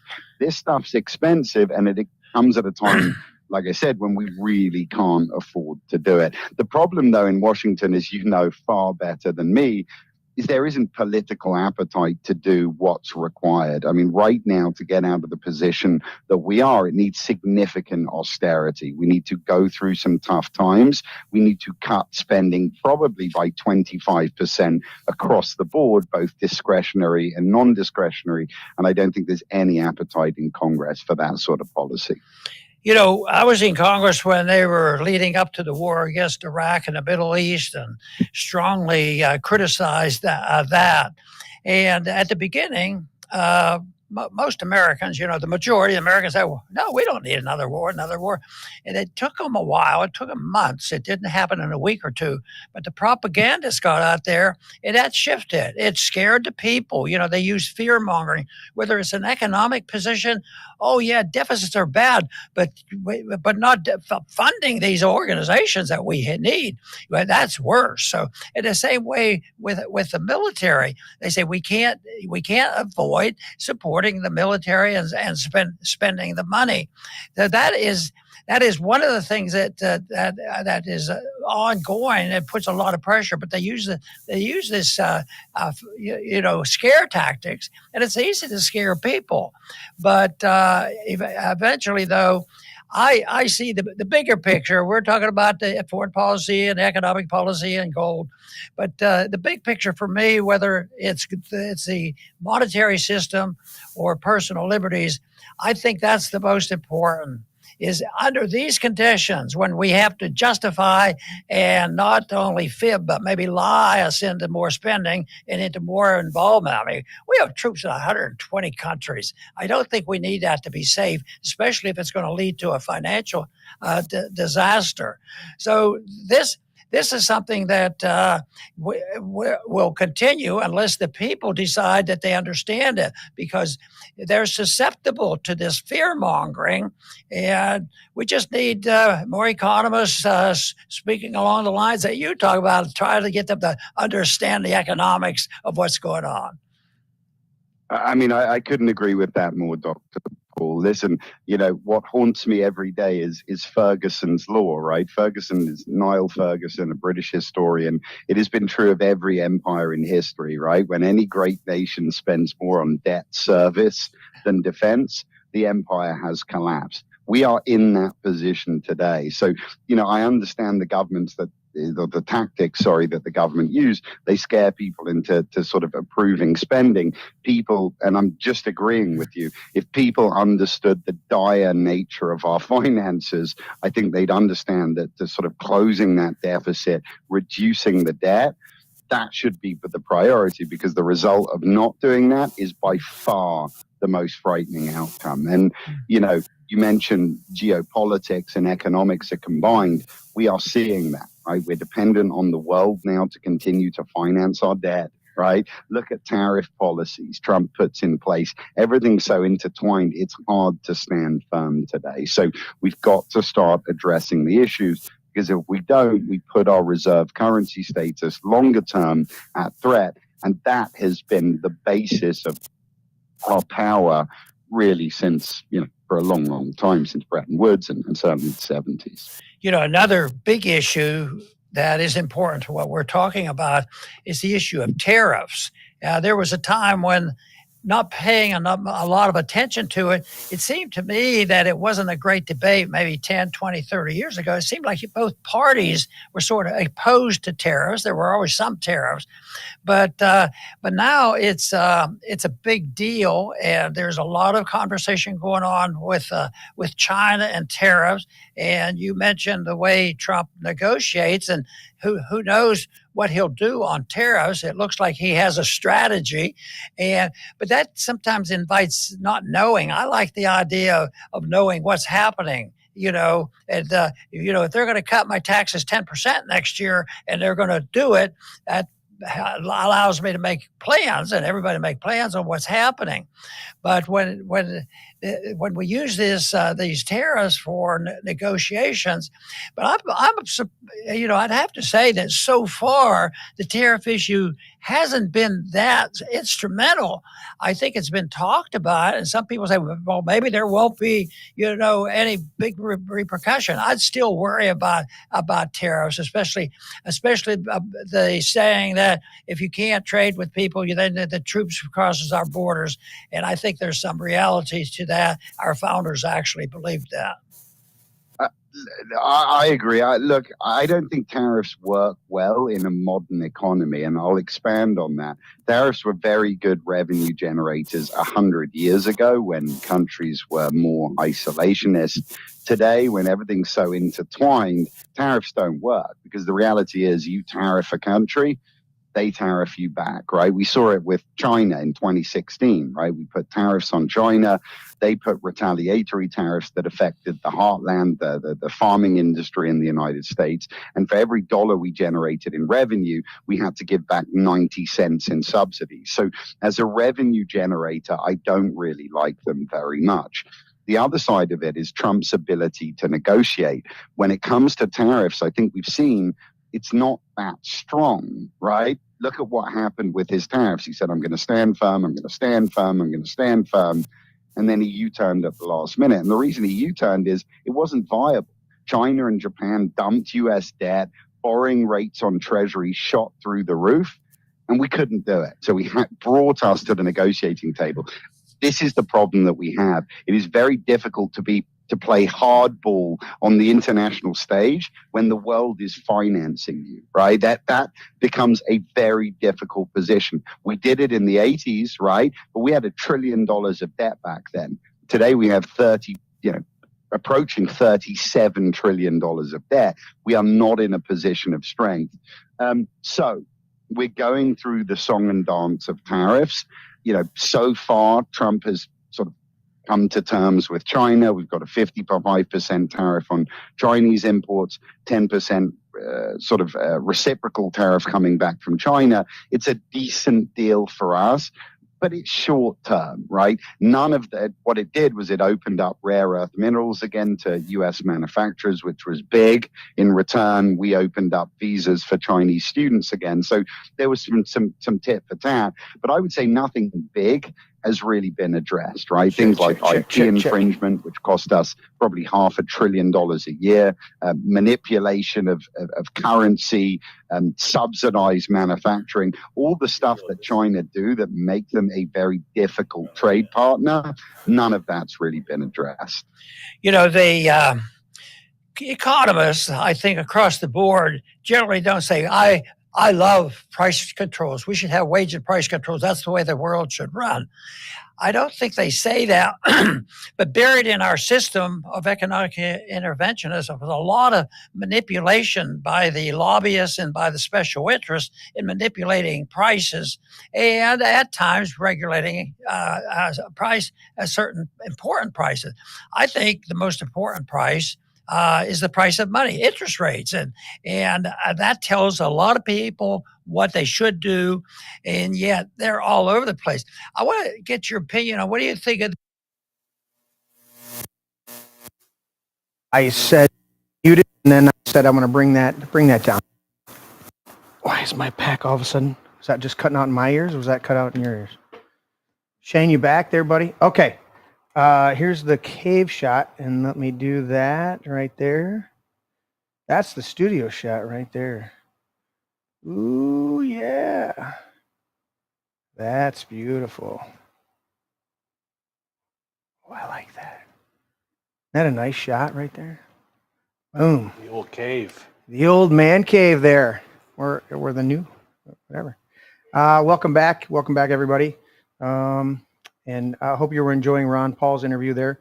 We took a little time downstairs and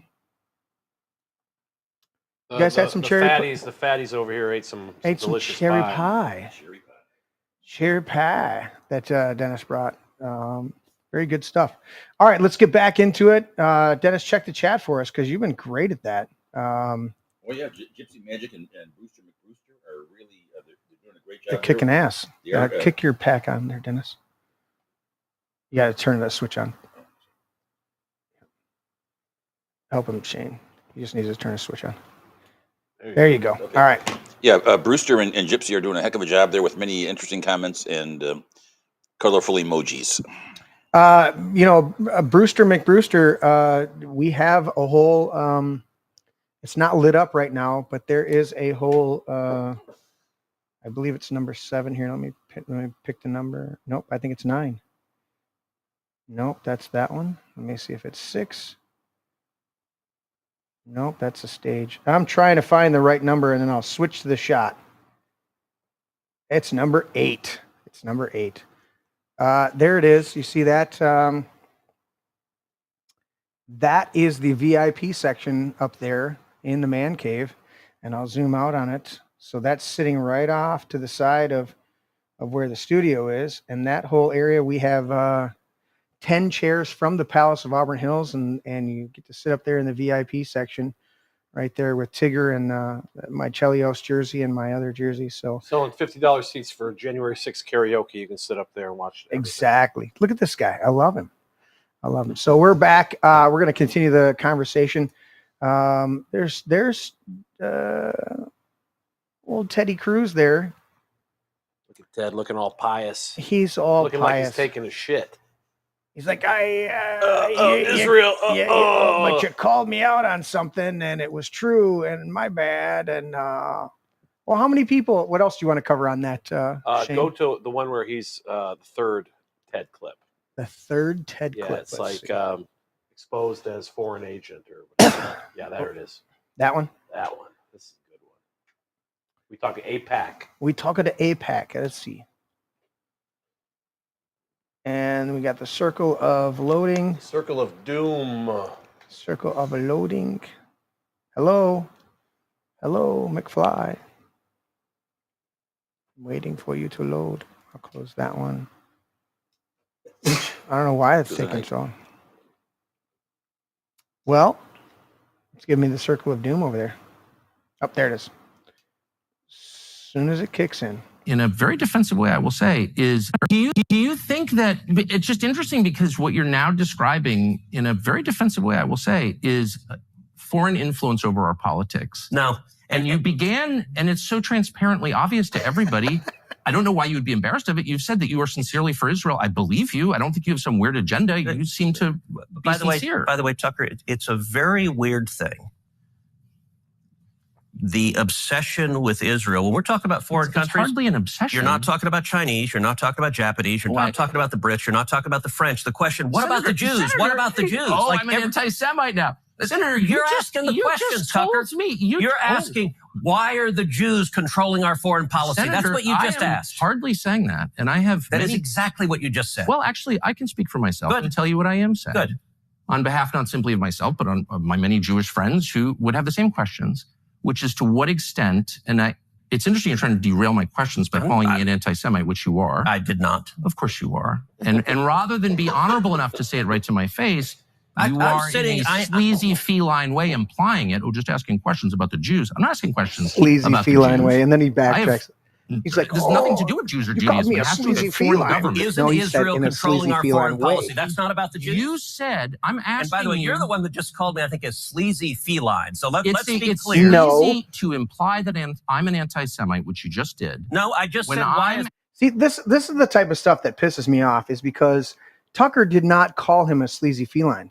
He said, you did something in a sleazy feline way. People can't even engage in legitimate debate and discussion because they don't even listen to people. Tucker he is calling him out because he's actually listening. Ted Cruz is not listening. He's spouting off talking points and he's getting called out on them. Absolutely. That's the only question you're asking. You answer it. Give me another reason. If you're not an anti-Semite, give me another reason why the obsession is Israel. I am in no sense obsessed with Israel. We are on the brink of war with Iran. And so these are valid questions. But you're not asking about Iran or the If I can finish, you asked me why I'm obsessed with Israel. Yep. 3 minutes after telling me that when you first ran for Congress, you elucidated one of your main goals, which is to defend Israel. Yes. And I'm the one who's obsessed with Israel. I don't see a lawmaker's job as defending the interests of a foreign government, period. Okay. Any government, including the ones that my ancestors come from. So that's my position. That does not make me an anti-Semite. And shame on you for suggesting otherwise. And I mean that. Good for Tucker on that. Woohoo! Yeah. Good for Tucker. That was I spectacular. absolutely love it. Absolutely love it. And when he dropped it, I heard it almost immediately, and I was like, dude, you're calling this prick out on this stuff, and he needs to be called out. Thank you. Bless you. Again. Always two there are. Never. Well, and it was interesting. As somebody pointed out, if you watch the Jimmy Dore with Misty Winston. Okay. And then also Scott Horton was on there, but they were talking about this whole thing, Misty Winston and Jimmy Dore. And she said you could really see how nervous Cruz got on this whole topic. That's why he started freaking out. Oh, absolutely. Ted, we found Ted's Achilles heel, foreign policy. Ted can put up some pretty solid sounding spin on a lot of different issues, and it's ridiculous. He's a silver-tongued devil, but when it comes to foreign policy, he is weak. And when you press him on his surface level bullshit, he will fold. And Tucker pressed him good. And it's easy to be a silver-tongued orator when nobody's pressing you. But as you just said, as soon as Tucker pressed him, he folded like the cheap deck of cards that you make a card house out of, not like a real nice deck. Right, and this goes back a few years, but our friends Brewster and Gypsy will be interested to recall this. Ted Cruz skipped the vote on audit the Fed when it was in the Senate, and he said, "Well, it wasn't going to. It's true, it wasn't going to pass, but every vote was helpful for keeping that issue going forward, and the Federal Reserve is a critically important topic, and he was supposed to be on our side on that, and he didn't even bother to vote." Right. Well, the APAC lobbyist said it might not look too good for your donations if you vote yes on auditing the Fed. Oh, I thought about this when Daniel was on. Who were the three people that came out, and they're across the spectrum? The three people that came out that were against this everything, against Trump going into Iran. MTG. Yes. The guy who they're going to primary, Tom Massey. And AOC came out, and I'm like, AOC. How do you get the taco donkey girl herself to come out in opposition, be in alignment with I mean, I get it. A broken clock is right twice a day, but you have to be looking at the clock at that exact moment to assume that it's right at that moment. Just because the clock is stuck on a specific number, you still have to look at it at that precise moment and go, that's the correct time right now, knowing the clock's broke. So I think in the case of Marjorie Taylor Greene and Thomas Massey, they were doing because they really believe it and it's principled, and they would be consistent with it. Certainly in Massey's case, and often, maybe not always, but often with Marjorie Taylor Greene. She's turned out to be, I think, better than a lot of I think the only stumble she's had of recent was the not looking at the big, beautiful bill and realizing there was a bunch of bullshit in it. But even coming out after and saying, hey, they didn't give us time this is crap. We didn't, because obviously, let's face it, none of them read it. Correct. None of them read it. So for her to come out and say, hey, I didn't know this was in there. Right. And I got it an hour before the vote. Yeah, showed some moral courage. She trusted Trump that this was going to be a good bill. And it wasn't so good. And I'm saying that actually in positive to her, saying that the only stumble I've really seen her make in having great policies across the board is where she said, I should have taken, at that point, call in extra staffers and go, you take these 10 pages, you take these 10 pages, read through this shit because I got to go vote in an hour. You know what I'm saying? I don't know how that all process works, or filibuster until you can get it read and your people can report back to you. Dennis, sorry, I was interrupting. No, no worries. But so a couple points on that. But then with AOC, this might be an example of somebody in her situation coming out and saying, "Well, that's a pretty bold thing," except it's from a political party standpoint convenient for her to do it because Trump's a Republican. And B, it's the kind of thing it's not going to really have any impact anyway. But if the fat's really in the fire, then as we've seen her with Bernie Sanders a lot of times, or Ted Cruz on the Fed, out of the Fed, she might not be there. So this might be one where she's controlled token opposition. Right. Maybe. But I mean, I'm not saying for sure, and maybe she deserved more credit. And I'll concede that to you. I just think that there's opportunity for far more Democrats to come out in opposition to this and call for legitimate impeachment because of, not of usurping the Constitution. And you're hearing none of it. There's no saber rattling. There's no outcry from the Democrats in this, which tells you they're all bought and paid for by AIPAC, because otherwise they would. AIPAC money, yeah. You think, they could score a lot of political points being against this, but outside of like the progressives, the Ro Khanna, AOC, the Squad, Rashid Tlaib, Ilhan Omar. Is that how you pronounce it? I thought you pronounced it Rashid Head. Rashid Head, yes. I'm sorry. I apologize. It's neither here nor there. Okay. But those people, they'll come out against it because they're the fringe of the Democrat But Party. Did she even come out on it? Did Shithead Tlaib, Rashid? To a certain extent, they all those people have criticized. Because I didn't hear them like I heard war. AOC. I know AOC was out in front. Ro Khanna, of California. He's the one who co-sponsored. So we did have more than just the three people I mentioned. There's a few more. So he co-sponsored the War Powers Resolution or something, whatever it's called, with Thomas Massie. This is a great opportunity for the cane guy, the guy with the black guy with the cane, to impeach Trump. Oh, is that Al Green? Al Green, and I don't see him out there. No, I mean, probably has you go to AIPAC Watch on Twitter, you can see how much payola these guys have received. And a lot of times it's many millions of dollars, hundreds of thousands of dollars, and a lot of it also has to do with that they're scared to go up against AIPAC too. So it's not just the dollar amount; it's they're scared of the political strength machine that they mechanism, have, and the media and everything else they have behind them. So AIPAC tracker that's really great stuff. But also the other issue that came up out of this, there's no way anybody could read all these bills, and they have multiple topics in one bill that's like 1,000 or 10,000 pages long. And there's no way you can read it in 1 or 2 or 3 days. Right. And isn't that a complete affront to what our founding fathers envisioned in the first place? Absolutely. They pass way too many laws. People say you didn't get anything done. Well, they're not supposed to be passing a whole lot of laws. There shouldn't be all these laws getting passed, and they should be one subject at a time, easily readable, so everybody can understand what's going on. So it should be limited to 1 or 2 pages, and it's quite simple. And if you haven't read it, you can't vote for it. That should be the standard. Absolutely.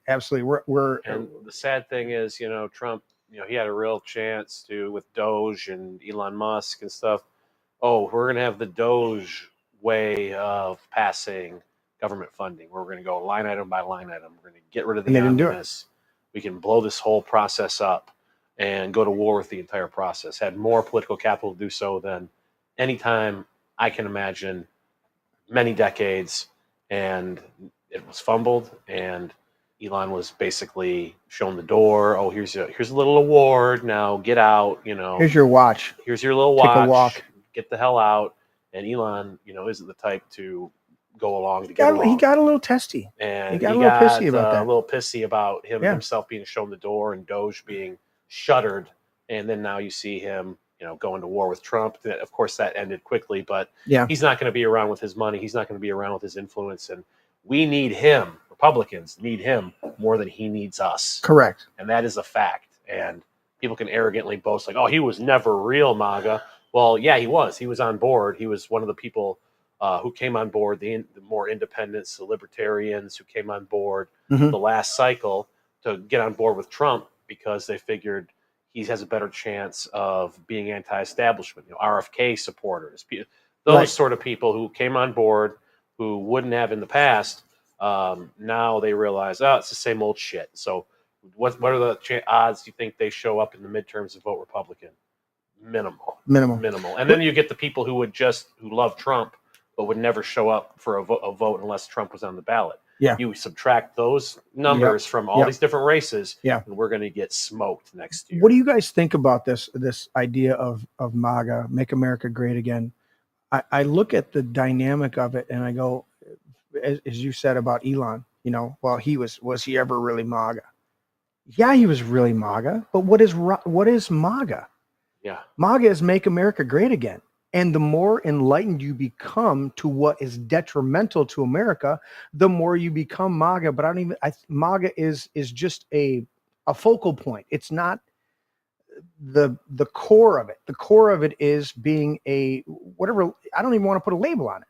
It's just being what's best, right? It goes back to really Thomas Paine ideologies, and he was not perfect, but he had a very strong idea of let's create that, as I said earlier in the show, the least amount of government to protect the greatest amount of liberties and freedoms. They were coming out of such tyranny out of Europe, out of England, that we don't even, if we dealt with today, if England was doing what to us today, what they were doing in the colonies, nobody would go to arms. Nobody would do a thing. A 3% tax? It's nothing. Nothing. And they're so blinded to today, the amount of screw job that we're under, state, local, federal. As Daniel said, at least he's got a few people in his county there, his local boards that are doing some stuff, because we continue to have this derailment throughout the nation.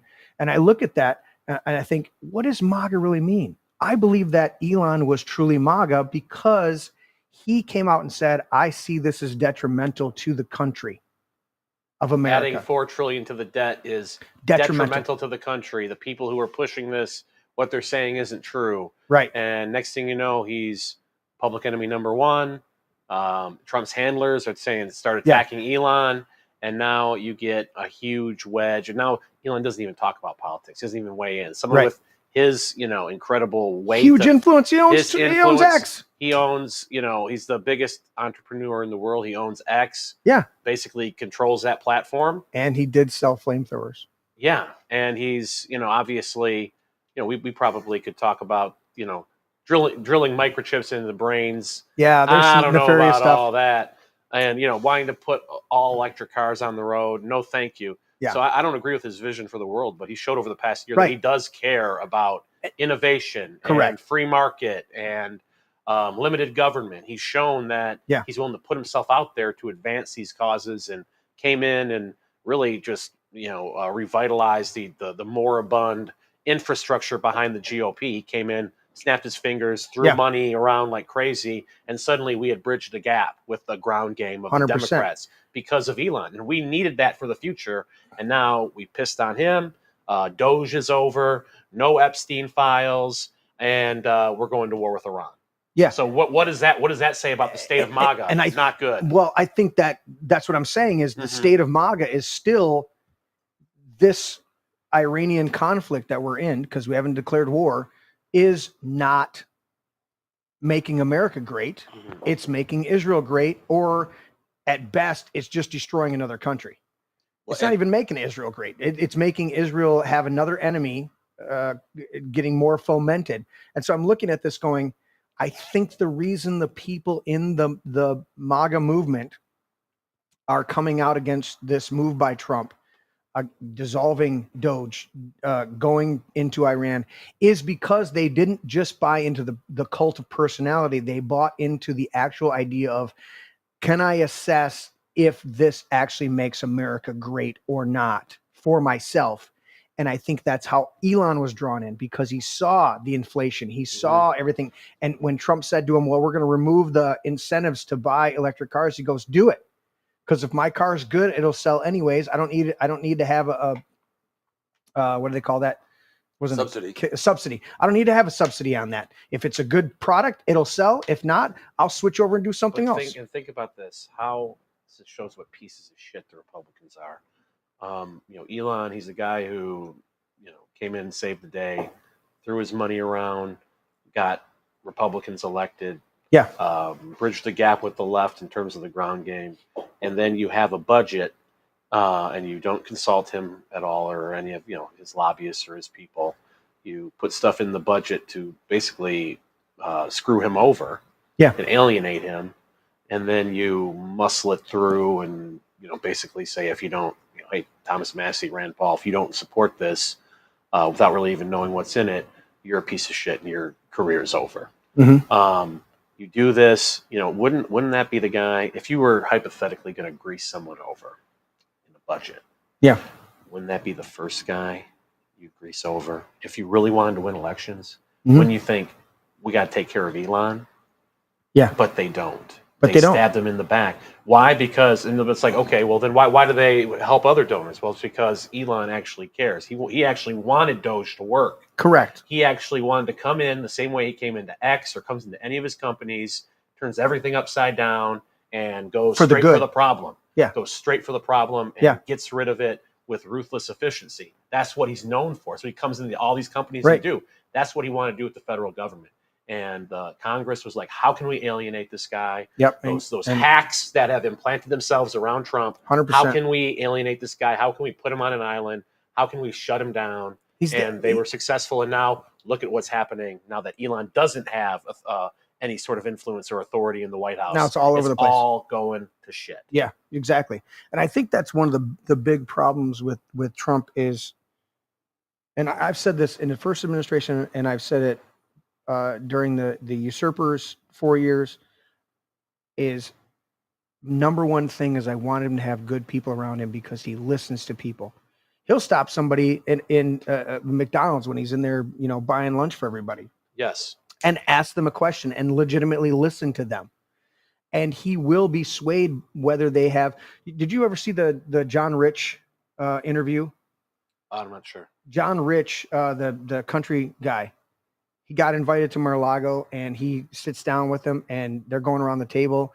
And it was one of the senators sitting next to him, and Trump leaned over and he says, he said, Trump always calls him John Rich. He never calls him anything less. He's like, John Rich, what do you think about this? And he starts to explain.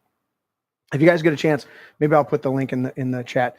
But he literally, he goes, shit, I may never be invited back here again, but I'm going to tell the president what I think. And he legitimately told him what he thought. And the president went, oh, okay. All right. And he listened. And that was extremely impressive to him because he listened. And he actually had to shut this pompous ass senator down for interrupting him and shut him down on it.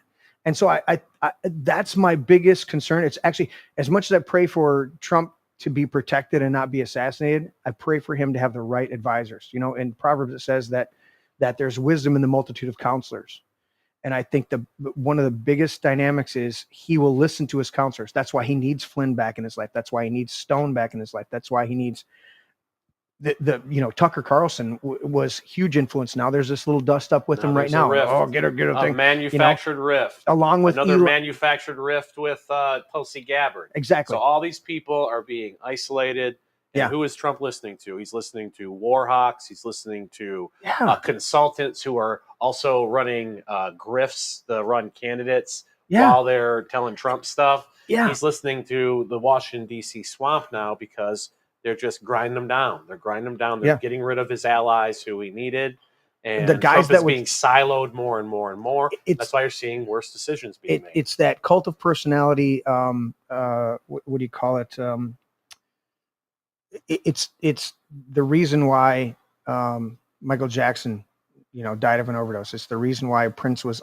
Is you either have yes men surrounding you that will empower you to self-destruct, or you isolate yourself because you can't trust anybody.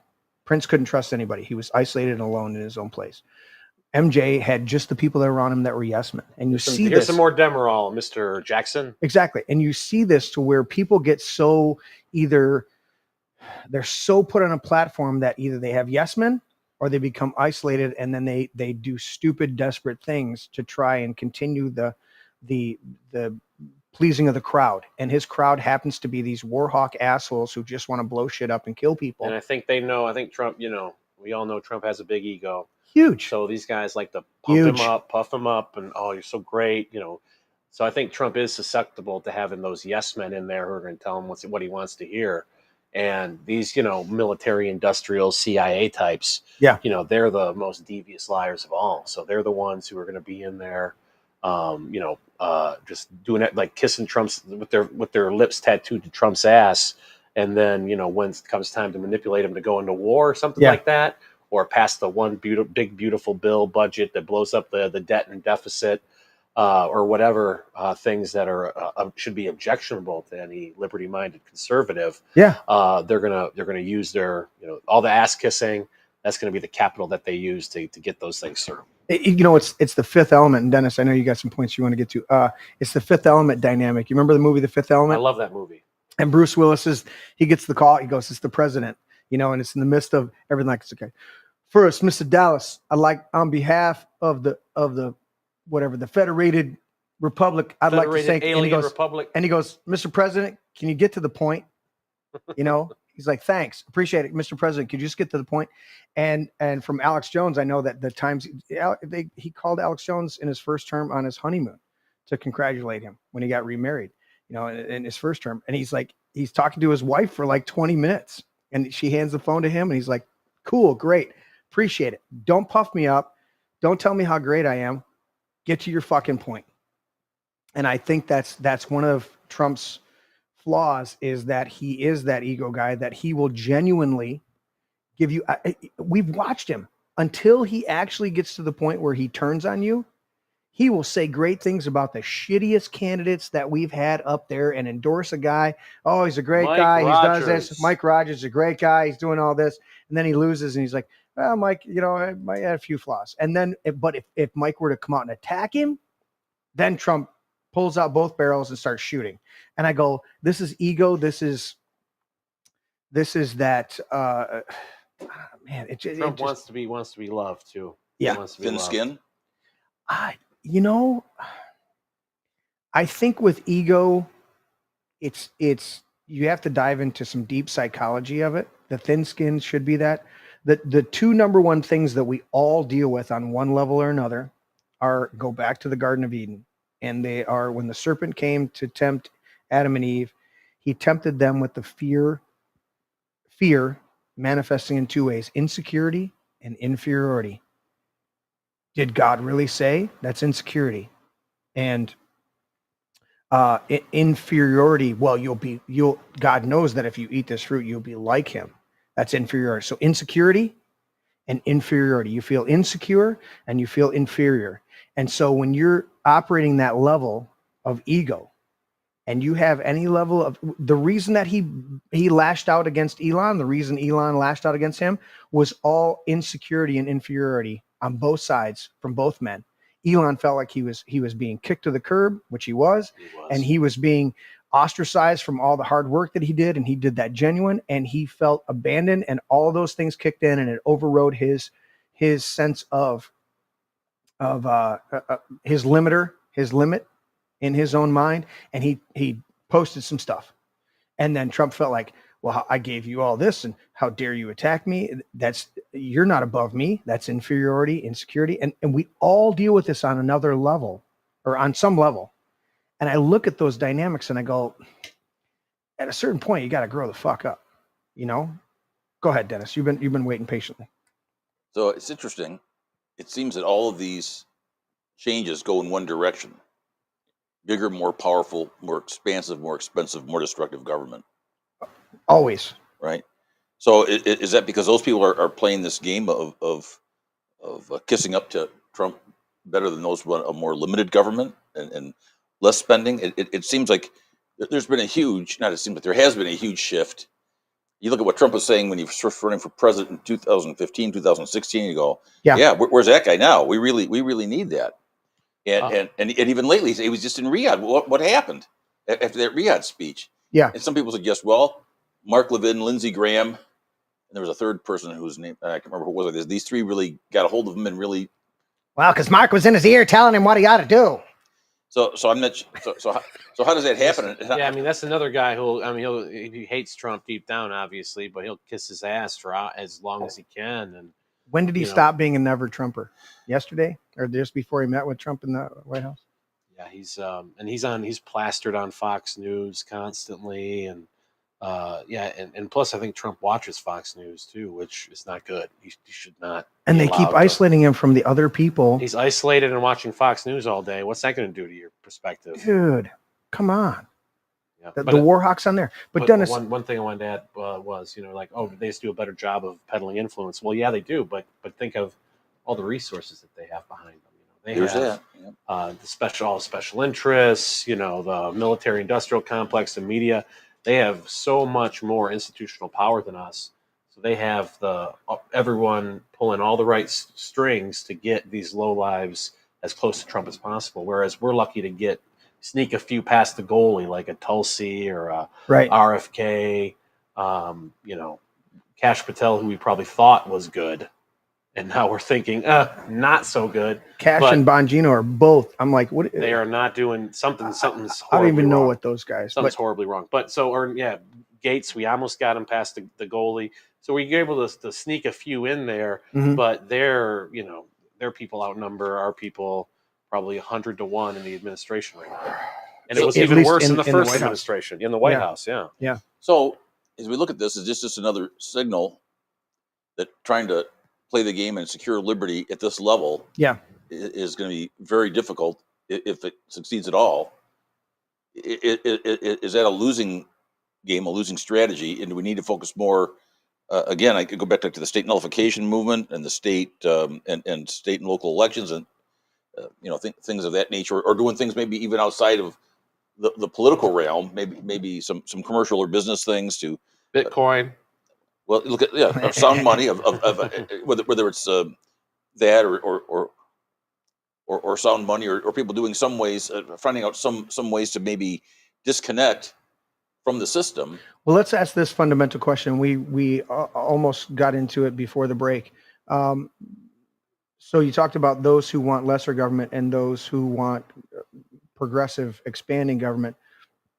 And I look at that dynamic as you were explaining it, Dennis, and I think, to me, the reality is there's never been a historical account that government ever downsizes. Government just continues to grow until it implodes or is overthrown, and you establish new government, which is what our founding fathers had the wherewithal and the forethought, the foreknowledge to know that when it becomes destructive to these ends, it is the duty of the people to overthrow and establish among themselves, the just, what's the phrasing? The just power. I want to read it exactly for everybody and then have you respond. Whenever any form of government becomes destructive to these ends, it is the right of the people to alter or abolish it and to institute new government, laying its foundation on such principles, organizing its power in such form to provide to them. And, is their right, it is their duty to throw off such government and to provide new guards for their future security. So I wanted to read that exactly from the Declaration of Independence. So I'm looking at it from that dynamic of, I think that both the ones who want to expand government and those who want to try to reduce the size of government are in a losing battle. But I want to get your perspective, because it's not hopeless, but that's kind of a perspective there. Well, maybe the other side is not they get their way quite frequently. Now, maybe that what's happening is the more they get their way, the worse the situation becomes, and eventually it's going to blow up. It will implode. One way or another. Yeah. And that'll be bad for everybody, including them. But they're getting their political way. That's typically what happens, incrementally over time. And so then you say, and you see, you go to government to ask government to restrict what it's doing it usually doesn't work very well unless you get one layer of government or one level of it going with the other. So like the doctrine of the lesser magistrate, or again, the state nullification or local activism or something, saying this is what we're going to do. And we're going to, not cooperate or Madison talked about interposition. That's a little bit more dangerous, that sort of thing. Or do you even say, you know what, even being involved in all of this is just futile. And what we ought to really be doing is just working on our, tending our own gardens and working on our spiritual selves and being involved in church and leading, being truly radical and being totally outside of all of it. Yeah. And that has a lot of attraction to it. But then I think it almost seems like one would be unilaterally disarming. Waving the white flag. Right. So they say, you can say, I'll take no more interest in politics now. Well, that's great. But on the other hand, that doesn't mean politics won't take an interest in you. Correct. Exactly. Correct. So how do you hit the right balance here? And that's part of our discussion of weeding this out and trying to figure out. It's like, okay, wait, government never incrementally downsizes.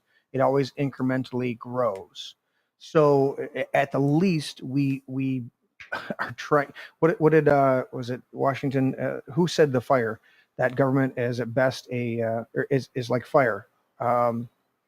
Help me with the quote, guys. Washington. It said it was a wasn't Paine a fearful friend or a fearful servant, dangerous master. Yes, there we go. Samuel government Adams. is like fire. Sam Adams, maybe. Somebody in the chat post that for us. You guys know it. So the government, and it seems daunting to have to fight back against it constantly. But I do think that when you see what happens in other countries, when it flips fast. So I think it's incumbent upon us to keep the fire of liberty burning. It's not going to be easy, but if we just keep getting out there and fighting when we can, putting look at all the fires that are burned right now in all these different school boards where you have uprisings against all the woke stuff, all the LGBT stuff, the DEI. You have that going on all over. Well, and to Dennis's point, when he says, just focus on your garden and tend to your own stuff and everything like that, I don't think that's the reality of it. I think what you're saying is the reality of it. It's the pushback where you can until it becomes inevitable that you have the ultimate pushback, and we go to the Declaration of Independence again, or secession, is the idea of we don't sit back and we don't just allow government to usurp. We push back where we can. Exactly. And then it becomes a larger movement, which we really had our tent stakes in the ground for this new tent of MAGA, and we're seeing a lot of cracks in it. And you never want to tie yourself 100% to any given movement because it can come and go. But the truth, the liberties, those concepts, even Lincoln, as much as I see flaws in the Civil War, said, birth that we're seeing a birth of liberty, 7 years ago, our founding fathers, brought forth a new nation, birth and liberty. And he gave this very eloquent couple-minute speech in Gettysburg. And so I look at these dynamics of, how long does the average country really last? Until it is either goes into complete decline or is overthrown. This country, I think, is extremely unique in the history of mankind, that it has built upon the past failures of all other nations and saw the best in what a nation could be and tried to navigate and promote that. And if we look back historically, well, they should have done this and they should have done that. And these forefathers were in the 1700s in the midst of chattel slavery throughout Europe, in the midst of outright slavery throughout most of the world, which we still have today. It hasn't been abolished in most countries.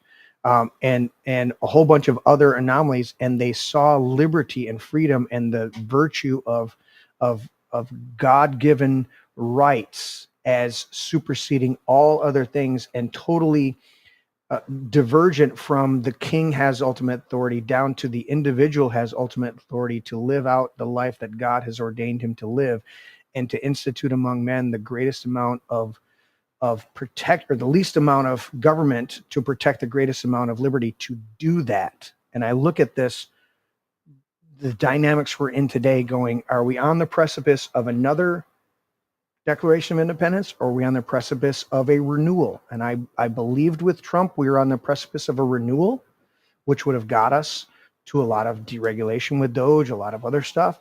But then you don't question, or you don't second guess the whole thing, but at the same time you go, I'm seeing a pullback from that dynamic, and it worries me. I don't want to withdraw, right? But I want to know where I need to push, and we're pushing back now on Trump saying this was a mistake. Getting rid of Elon was a mistake. Getting rid of Doge was a mistake. Putting in these other people, listening to these war hawks, those are mistakes. Dennis, what are you going to say? Okay. Our correct research staff, the dynamic duo of Brewster McBrewster and Gypsy Magic, have yes. Okay, so they have the government is not reason, it is not eloquence, it is force. And force like fire is a dangerous servant and a fearful master. Perfect. George Washington. That was Gypsy Magic. Awesome. Thank you, guys. And Brewster commented on that too. That the two of them, they do great work, those two. Yeah. And I want to go back to Baron's set up here, and I want to address this real quick and see what Shane had would say, and Dennis, what do you have to say? But definitely Shane. He says Elon would still flood the country with foreigners to destroy the American worker, but legally. I want to push back a little bit on that. Just allowing the H-1B visas does not mean we're flooding the country with people.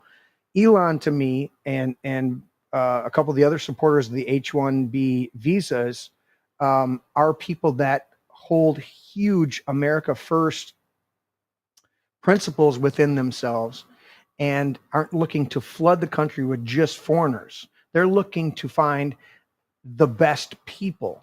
And if they happen to be Indian, if they happen to be from other places, we have our good friend George, who's an engineer. Well, he's here and came in on a visa legally, fleeing originally a communist country. And as he fled through there, he can speak 4 languages. He's an awesome patriot guy, loves this country, has been on the show a number of times. He's salt of the earth, patriot guy. I want those types of people here, whether they're natural born or whether they come from other countries and understand the oppression.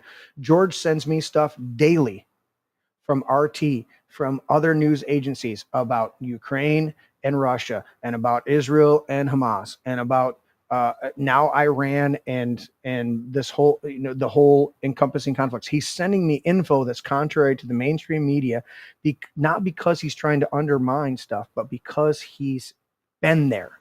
He's done that. He lived in Europe, had to flee communism. These are huge things. So when I look at Elon, I understand what you're saying, Baron, but I'll push back a little bit and say, I don't think he was going to flood. Yes, he wanted to keep the H-1B visas open, but that's because there are good people who will come here and not be, what do you call it? Little Dearbornistan, little Dearbornistan, where they're all, and there's probably some good people down there. Dearborn is a nice city, actually. But when you've got the, call to prayer 4 times a day down there, but I'm saying is, you've got people that want to come here and will remember their heritage and honor their families, but want to assimilate because they love what America's providing. And then you've got other people who come here and want to change it. You left a shithole country, and now you want to shitholeify the new country, and it doesn't work. And in like with Iran, though, like if we're going into Iran, we're bombing them and overthrowing their government, it's going to create an influx of new refugees. Mm-hmm. They may not end up here, but they'll end up throughout Europe. And then all those countries will continue to be flooded. That's, we have a shared Western heritage with those countries. They'll be flooded. They'll have to deal with more terrorism. And when these people do come in as refugees, I think they're going to be happy with the West after their entire country was thrown into total madness and chaos by the allies and the partners and the NATO alliance and blah, blah, blah. Of course not. So it all kind of stems back to, if we don't want to be overrun, we should get out of other countries, let them handle their own business over there. And if, you do bring in some foreign workers, there should be at least a process to encourage them to assimilate 100% and understand the American heritage of liberty and be empowered to, start businesses, be entrepreneurial, as many, you go to gas stations around here or motels, especially, you see immigrants who've, made their American dream of entrepreneurship. So that's something that will contribute to the overall culture, not just we're importing people from whatever country and we're going to just we're going to say they're refugees and we're just going to subsidize them forever and then they'll vote Democrat forever. Go ahead, Dennis. So yeah, interesting dynamics at play here. And first, regarding Dearborn, yes, I like to go to Dearborn, and it's a dynamic area. Yes, there are many, but there are many Christians there too. They're very. It's also a city of churches, and I've talked to some people that business owners that are down there that say they see the neighborhoods where they have, and one in particular, this one neighborhood. I look at these houses, and right off of Warren Avenue, I go, if somebody just took this picture and said, "Oh, here's a neighborhood," like it's in Birmingham or Rochester or Royal Oak or something, but it's in an area you wouldn't expect it. And this one business owner is telling me, he says, I got no problem with the folks here that are of Arabic. He said, some of them are Christian, many of them are Muslim, but he said the kids are very respectful. He said they don't dress inappropriately. Mm-hmm. He said he had to put on his property. He said they had to improve their fencing because sometimes they didn't do anything really bad, but they would be in his parking lot. Okay. At like Friday night or whatever. And he said, and they would leave bottles, but it was nothing alcoholic. It was like they were drinking fruit juice or water or something like that. Okay. And he said never got out of hand, but he said he preferred not to have. So and he said, you see these people, they keep up the property nicely. He said, this thing that was kind of interesting. And there is some time that takes for people to assimilate too. That's the other thing. Yeah. It often isn't like the first generation, but I'm thinking back to like when my grandparents came over, because this is something that we used to talk about all the time at our house. And my mother's side of the family in particular, my father's side was German and Swedish, and they had come over. Right. My mother's side were genocide survivors from Armenia, from Turkish Armenia. Okay. All right. And my grandmother got here, I thought I remember it being 1922, which was just a couple of years before Calvin Coolidge passed the first federal immigration law, subsequent to 1798. Okay. Other than a special law they had for Chinese people, the Page Act, and there was another one, I think. So there were no federal immigration laws between 1798 and 1924, as I understand it, other than in the late 1800s, because all these Chinese railroad workers were coming over, and then Chinese ladies of the night were coming over. Allegedly, that was the idea. So they tried to have a quota for that.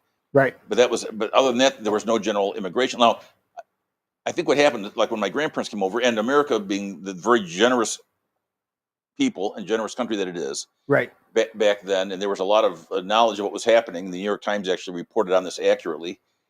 They haven't always done that on things since then. But so we're talking like back and so it says this problem had started in, I think, the 1880s or no later than the mid 1890s, and then during World War I, it grew to a climax for the Armenians, the Assyrians, and the Pontic Greeks.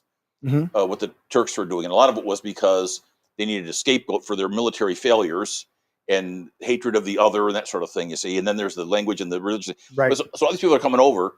And so there was, and everybody was welcomed.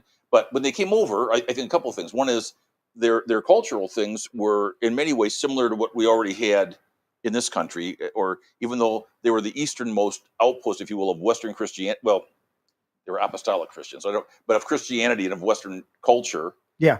When they came over, they were naturally the idea of hardworking, family oriented, and all that, and they weren't getting welfare. They didn't want it, but families would watch out for each other, and so it was the way that sort of thing used to be. Yeah. It was a great American tradition, and so they fit into that, and people weren't just willy nilly walking across somewhere. Of course, they had to come over in ships. But they all figured, okay, well, where do you go? Well, here's a spot, and there weren't federal laws, but I think there were like state, like health inspectors and stuff. And they did say, well, who's coming in and just to check that sort of thing. Yep. So I guess what I'm saying is this was left to the states. And I see the argument, people will say today, well, we can't do that anymore. Okay. But we're talking about, we want to be law and order in the Constitution.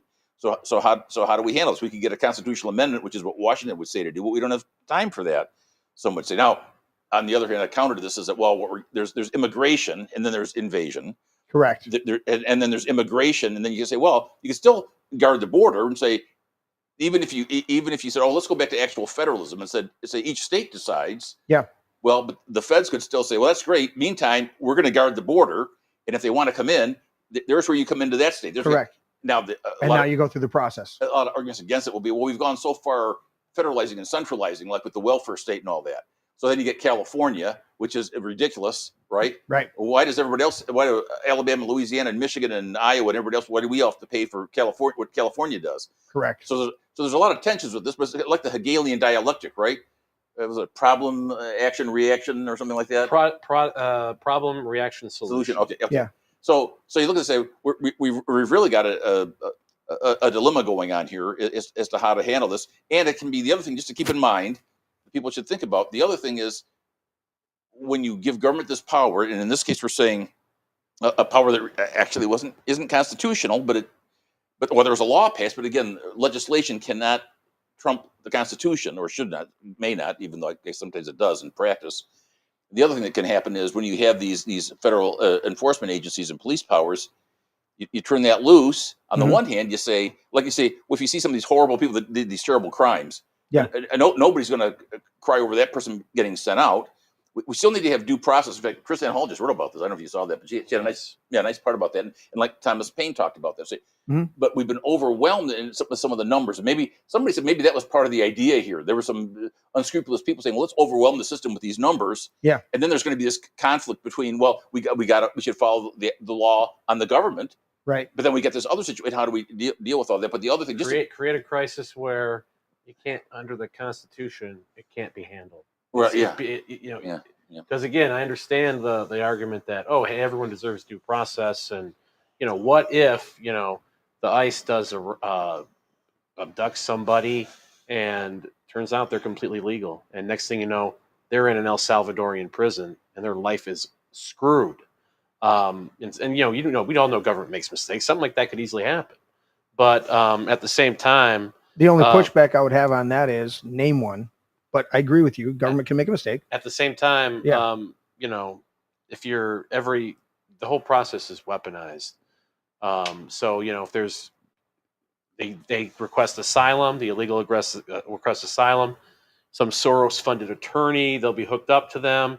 They'll just drag out the process as long as possible. And next thing you know, it takes years to deport one person who's obviously here illegally. Is that before or after they've crossed illegally? After. So they're in limbo. Yeah. And then you got, it's weaponized. And then you got, activist judges who'll go along with the scam who are put in there to subvert the Constitution and the rule of law. And it's all obviously part of a demographic change, forced demographic change of America to make us, so the Constitution can be ripped up. So it's not an easy issue. Right. Well, and the other point I just want to make about this, this is a two-edged sword. So when you bring up this thing about, well, it wasn't delegated to the feds, it was left, oh, you're for open border. No, that's not what that says. But it also, and there's other aspects where the feds have been involved. So if they don't have anything to do with it, that also means they can't stop the states from doing what they want to do. Yeah. It also means they're not supposed to be importing people. Correct. And relocating people. Yeah. And then you've got this huge burden, and Ron Paul's talked about this for years. Then you see some of these communities where you have all these people coming in, and it puts a big burden on the hospitals and on the schools, the welfare system and all that. And Gypsy Magic is posting in there. I want to read. You've been monitoring the chat. Let's read that one. His latest post. But while you're pulling that up, I want to. So Barron responded a little bit to me, talking about it. I wonder why types of immigrants built the country and what types are taking from it. Is Elon trying to bring in boatloads of people in order to not pay them as much, pay as much to tech workers and government programs? I don't see that. I don't see that playing out with H-1B visas. People are coming here. Maybe there's instances of lower pay. I've never had a conversation with George specifically about that. He never indicated to me that he was paid less because he was an immigrant. I think that the majority of the people that are coming here, and I don't even think of somebody who would work for Elon. I think of name a doctor that you've seen. I don't go to the doctor on a regular basis. When I was dealing with my mom's Dr. Kevorkian. No.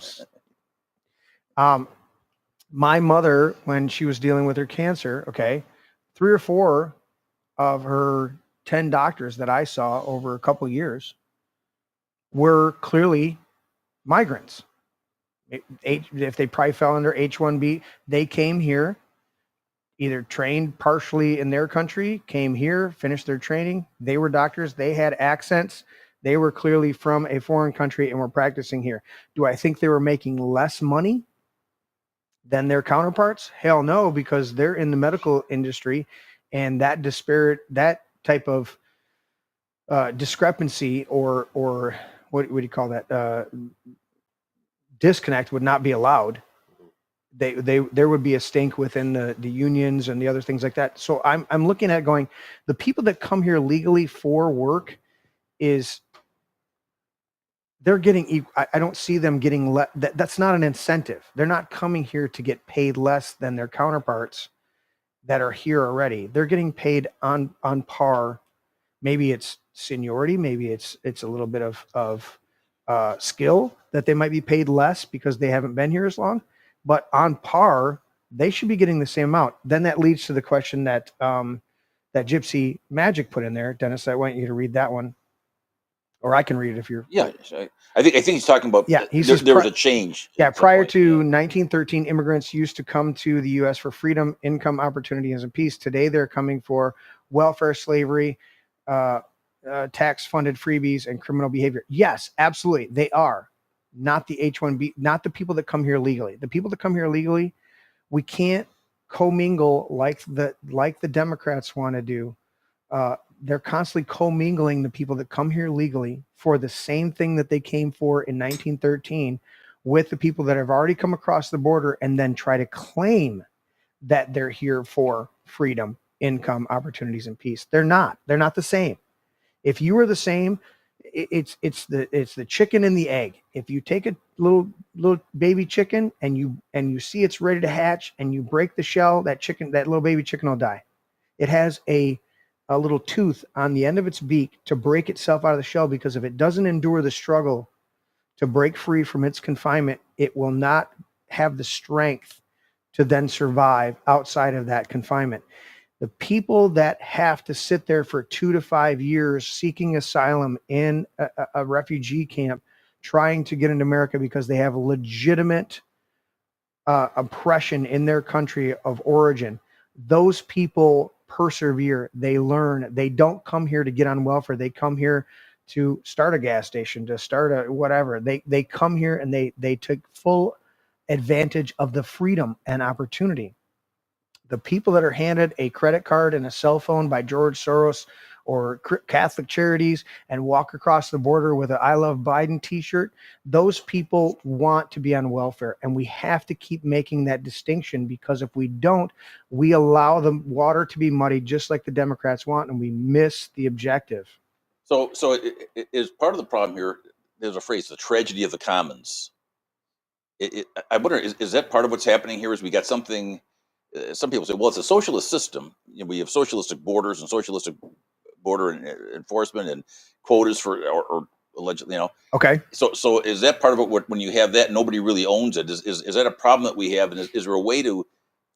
This sounds radical, but some people say we need a private property type of a system where somebody can to be on your property. They have to have your approval. They have to have your permission. Yeah.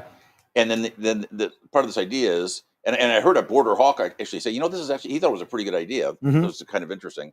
And so then the thing would be, you would say, okay, government can't tell me this person can't be here, but if you have that person on your property, you take responsibility. And so then, it's like a bonding kind of a deal. And it's all, 100%. Right. So there's none of that now. And of course, like I said, the other thing is it looks like there has been, this importation program and moving people around and all that. The federal, none of that is supposed to be happening. And yes, they are trying to change the demographics and change the voting. So they're trying to figure out how do you get through this. And the other concern I just want to mention real quickly is, and maybe it doesn't happen in that many cases, but we've had a couple of high profile cases where it has happened, mm-hmm. where somebody has expressed a dissenting view from U.S. foreign policy. Yeah. And in one case, it was a woman from Turkey that had this visa, and it was all in order. She hadn't overstayed or nothing like that. Okay. And she'd written an op-ed with some other people. And the other was this a more well-known case. I think the name is Mahmoud Khalil. Okay. And he was at Columbia. He's a grad student. He's the one that did during the protests on the campus? Right. But so he spoke. Mm-hmm. He spoke out. He had not just a visa, he had a green card, and he was on the way to citizenship. He applied. He wants to be a citizen, and his wife's a citizen. She's pregnant, and he's an effective speaker. Where people say, hey, you make some good points there. So I think they went to the home and took him out, and he said, well, there was no. So Marco Rubio apparently used ICE mm-hmm. against this person, right? Because Rubio says, well, he's making it more difficult for us to conduct our foreign policy, right? But that's why we have freedom of speech. That's what we can talk about the weather, so that hey, this is a controversial topic, and maybe there's a government policy that people need to talk about. See, and so is ICE turning into the speech police for Israel? Is that what we elected President Trump to do, was to make ICE the hate speech police? I thought we were against cancel culture. Now we have federally enforced cancel culture, and not even, oh, hey, let's go get those Antifas. Let's get those communists who hate America. No, we're going after Israel's opponents on campus. So if that doesn't tell you who's really running the show, nothing will. And that was again, I'm not saying all the other concerns aren't valid, but I'm trying to think of all the different ramifications. No, but that's what I was going to point out. What Shane did is in those two cases, that's that whole thing of Florida and the federal government passing these anti-Semitic laws. It's like, wait, we're gonna now turn the corner and say that we can't have the alphabet mafia, LGBTQ. We can't. We're no longer going to uphold these laws that say you're discriminating against them, even though in Michigan we have these stupid asinine laws. But we're all of a sudden going to call out another segment of the population and say you can't criticize them in any way, shape, or form. And I think that that's another divergent idea of we can't criticize Israel. And if you have any chink in your armor, such as a green card or you're under an H-1B visa, we can boot your ass out. But we're not going to continue to boot out the hundreds of thousands of other people that are here that don't speak out, that are clearly here illegally. It's like where's the balance in this? We got to get these right. And these two people, there were other examples of this, but these two were, I think, were the most prominent. Where, like they say, and Khalil was just the judge said you got to let this guy go. He was in detention. Remember, indefinite detention, NDAA. Mm-hmm. We were all against it back in 2012. Yeah. So this guy was in for 10 weeks, and they never even charged him with anything. Right. And there was never in any implication that he did anything wrong from the immigration standpoint, even beyond my constitutional point that I raised. Right. Even if you just go by the legislation, he hadn't violated any of that. And then they'll say, well, he did these other things. No, he hadn't. And Glenn Greenwald wrote about this. He said, these are all a bunch of stinking lies. But then people share this stuff on social media. Yeah. And it gains prevalence, and people don't understand, and they're lied to, and they swallow the lies. Because they've been preconditioned to do so in some cases. No, and I agree with you on that. It's we're selectively enforcing the immigration when it's legal, and we're not enforcing the immigration when it's illegal. And because of that, we get mired down, and some of the guys are saying we're getting a lot of mud with a few gems mixed in, and we're getting lost in the minutia of the whole dynamic when it should be cut and dried. You come here, you assimilate. We're not asking you to forget or reject your heritage. But at the same time, if you're coming here for the liberties and freedoms of this country, then you come here and you assimilate and you honor those liberties and freedoms, and you don't come across the border illegally, and you don't become a sleeper cell. And I think I want to go back and address something you said, but I got to address this in chat. Yes, this is a fly swatter next to the shotgun.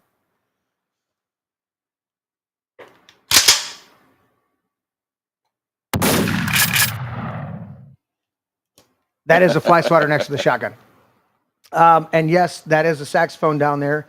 A buddy of mine left his here, and I hung it on the wall in honor of my friend who passed away this past. Well, it was technically still winter. But my buddy Chicago, who passed away, who was my bandmate for a better part of 5 years, played saxophone and guitar with me. We wrote some beautiful songs together. He also had a bunch of his individual songs. Maybe I'll play some for you guys pretty soon. But I want to address this, Dennis, and go down this kind of constitutionally. And this is diverging a little bit from our stuff. And you guys let me know your time frame. We're hitting the 9 o'clock hour. But I know you're on coffee, Dennis, so let me know. He's fueled up. But I mentioned it earlier in the show, life, liberty, and the pursuit of happiness, but it was originally drafted as life, liberty, and property. And you mentioned it just a little while ago, and it sparked me. I think about this. If we actually had life, liberty, and property, among them are life, liberty, and property, and we wouldn't have to have a castle doctrine. We wouldn't have to have these different things. I wouldn't have to pull a permit to build a building because this is my domain. I've purchased it. I wouldn't pay property taxes. I wouldn't have, there would be another way for local, state, and federal government to generate revenue other than income tax and property tax to fund public works, or the community would come together. I would gladly contract with my local government for fire and other amenities around here and get the bill, a monthly bill or a yearly bill, and go, okay, I understand. And I can conversely see what you're doing, and I can see this other things, and I would be awake to it. But as they like to hide the automatic withdrawal of income tax in your paycheck before you even get it. You don't think about this shit. And so I'm looking at this and going, how much do we really understand that the removal of the right to property that our founding fathers entertained heavily when they were drafting the Declaration of Independence in the Constitution, they entertained that heavily, but they didn't want it to be misconstrued as a lordship right type of dynamic from Europe and specifically Great Britain, where lords could have, and also in the slave debate as well. But I think about this: if we owned outright our property, you can't tax me, you can't tell me what I can and cannot build, you can't do this. Now I'm only beholden to the people next to me, because they could sue me if I do something that affects their property. I dig a ditch and it flows into their property. Now they can sue me. Now we bring it back to the individuals involved. And I don't have to have a castle doctrine to defend my property. If you show up on my property and I don't want you here, I have all rights because it's my property to defend myself. I don't have to have some legislation from this thing saying, oh, you can defend yourself, but they have to be in the house and they have to have done this and done that. Otherwise, we're going to sue the people against so-and-so because you shot a criminal coming in your house. Like, wouldn't that change the dynamics of this whole thing? Wouldn't the farmers and the ranchers on the border in New Mexico and Arizona and California be so much more empowered to defend their own properties and not have to worry about the federal or state government coming in and putting in a wall? And if when the militias go down there and try to do border enforcement, they're stopped by the feds, they're arrested by the feds, right? And they're treated like they're the criminals. So when the people do try to solve problems without asking the government's permission or relying on the government, usually they're shut down if the government can shut them down, because they don't want people realizing that they can solve problems on their own. Because then people are like, why do we even have these bozos in D.C. in the first place? That's a great question right there. Yeah, exactly. So what do you? Yeah, thanks. What do you think, Dennis, about the idea of the property tax? Since you brought it up a little bit, and Gypsy saying property ownership ceased to exist in 1913. Well, it also ceased when we got rid of the true land patent, which you can still do. You can still apply for land patents and do it legally. There's a process to do it. Look it up. There's a great guy I think he's out of California or somewhere over there. You can still file your land patents, and it's not that complicated, but it does take a little bit of work. And we were replaced with titles. It's the same way with our vehicles. You get a title from the state of Michigan instead of getting a manufacturer's title, which once you get a title from the state of Michigan, you are now supposedly engaged in interstate commerce in that vehicle versus having your own automobile, which under the Constitution should give you the right of free passage. So Dennis, I want you to address the idea of true land ownership from your background and constitutional ideas of our founding fathers and what they envisioned for us. Well, you're probably more informed on this than I am, Jeremy, but I do think you've raised a very interesting point on this, how these things have changed over time. And as people point out, if you have property now, you think you own it, but really you're renting it from your local government, right? Yeah. Because of the property taxing. And there have been some tragic stories. Horrible. Of, for instance, elderly people that have had their houses paid off for 30, 40 years. Exactly. And it's seized in a tax seizure. Yeah. Because they raise the taxes so much that they can't afford to pay it. And that's the purpose. Right. To drive them out. So BlackRock, and then BlackRock gets it. Yeah. And now there's this drive here in Michigan, Axe My Tax, to get rid of the property tax. I know the opponents said, well, how are we going to fund my roads, my schools? How are we going to fund all that? But the budget's $85 billion. I think we can find it. And that's a play on our own sympathies of going, you know what? You haven't fixed the fucking roads in years.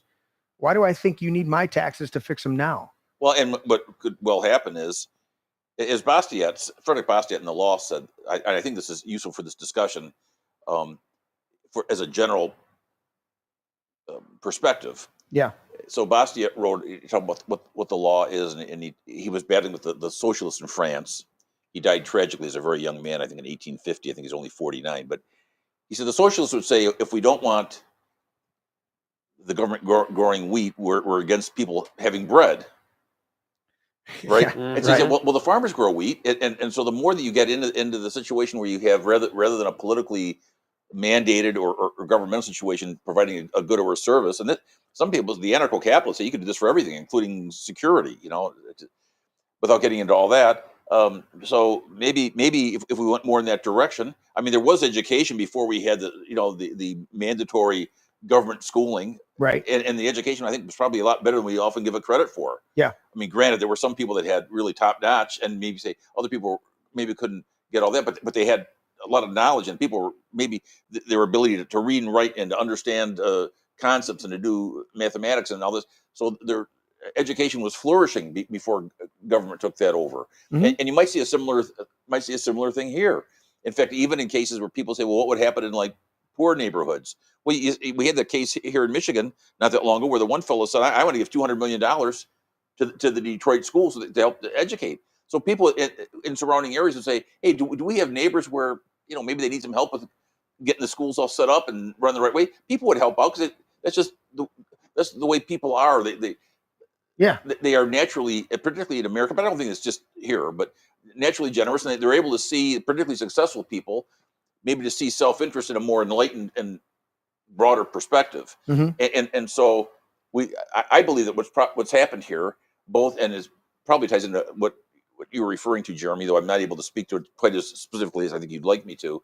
But I think that what's happened here is over a very long period of time, we've had the concept of property and the concept of rights and the concept of what government's supposed to be doing morph into some very dangerous directions, and we've lost a lot. So if we could go back to the way they talked about it, maybe even think again in some areas that might seem kind of radical, along with what the anarcho-capitalists talk about, where you just have the system, and like Tom Wood said, it's not like people would have their property and I want to go from point A to point B. How am I going to do it? Like nobody could figure it out. That we'd have to get a road built, and maybe that's privately owned, and you make an agreement, and there's all sorts of things that would grow out of this. Right.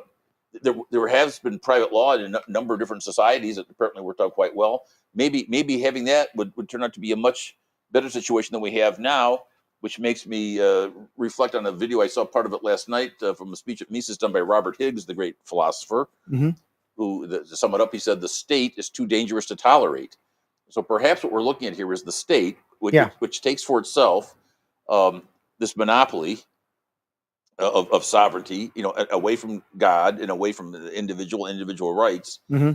Maybe a lot of these are all just manifestations or symptoms of the problem of the existence of the state. So that there could be a problem with that too. And from that, and it might also turn, as I talked to my friend Dave Benner about the immigration issue, whether we're talking about this or going back constitutionally, making it more of a state issue than having the feds in charge of it, it might actually turn out to be a more restrictive from the standpoint of migration and more protective in terms of the local populations system than we have currently, for a number of reasons, including, as Shane pointed out, sometimes the feds will stop either the states or local militias from doing protective things, but there could be a whole lot of ways which this might actually be a better system.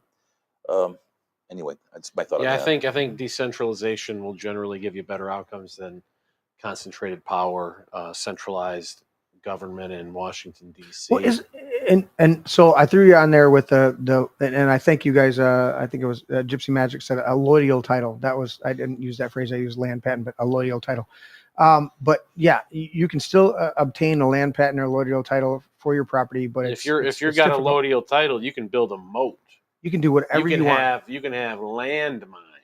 Not only that, you could have a tactical nuke, the libertarian dream. You can under an allodial, I'm messing it up, a land patent and a allodial title, you can sue the government if they infringe on your mineral right. When you have an allodial title, you own from the property all the way up to the sky. You can sue the government if they're chemtrailing the shit out of the place. You can sue the government if they try to take your natural resources. You can do all of it because sit at the top of your house with a bazooka, just waiting, just waiting for a plane to go. For I anything. don't know if that's accurate in there. That's but, true. A loyal freedom. You could have a cannon, Brewster. You can have a cannon out there. In fact, many of the founding fathers they owned their own private cannons, and it was borrowed by the Revolutionary Army. Badass. I was going to ask you this, Dennis, but I lost my train talking about the little title again. But I was thinking about the founding fathers again, and just from their perspective, how important was it for them to own their land, to own their property, because that's ultimately what they were fighting for. And we think of, John Hancock and people like that. A lot of these men had to sell their properties or put them in jeopardy. Many of them had them taken over by the British. I mean, the dynamic of the fourth, what is it? The amendment about property. Let me flip to it real quick.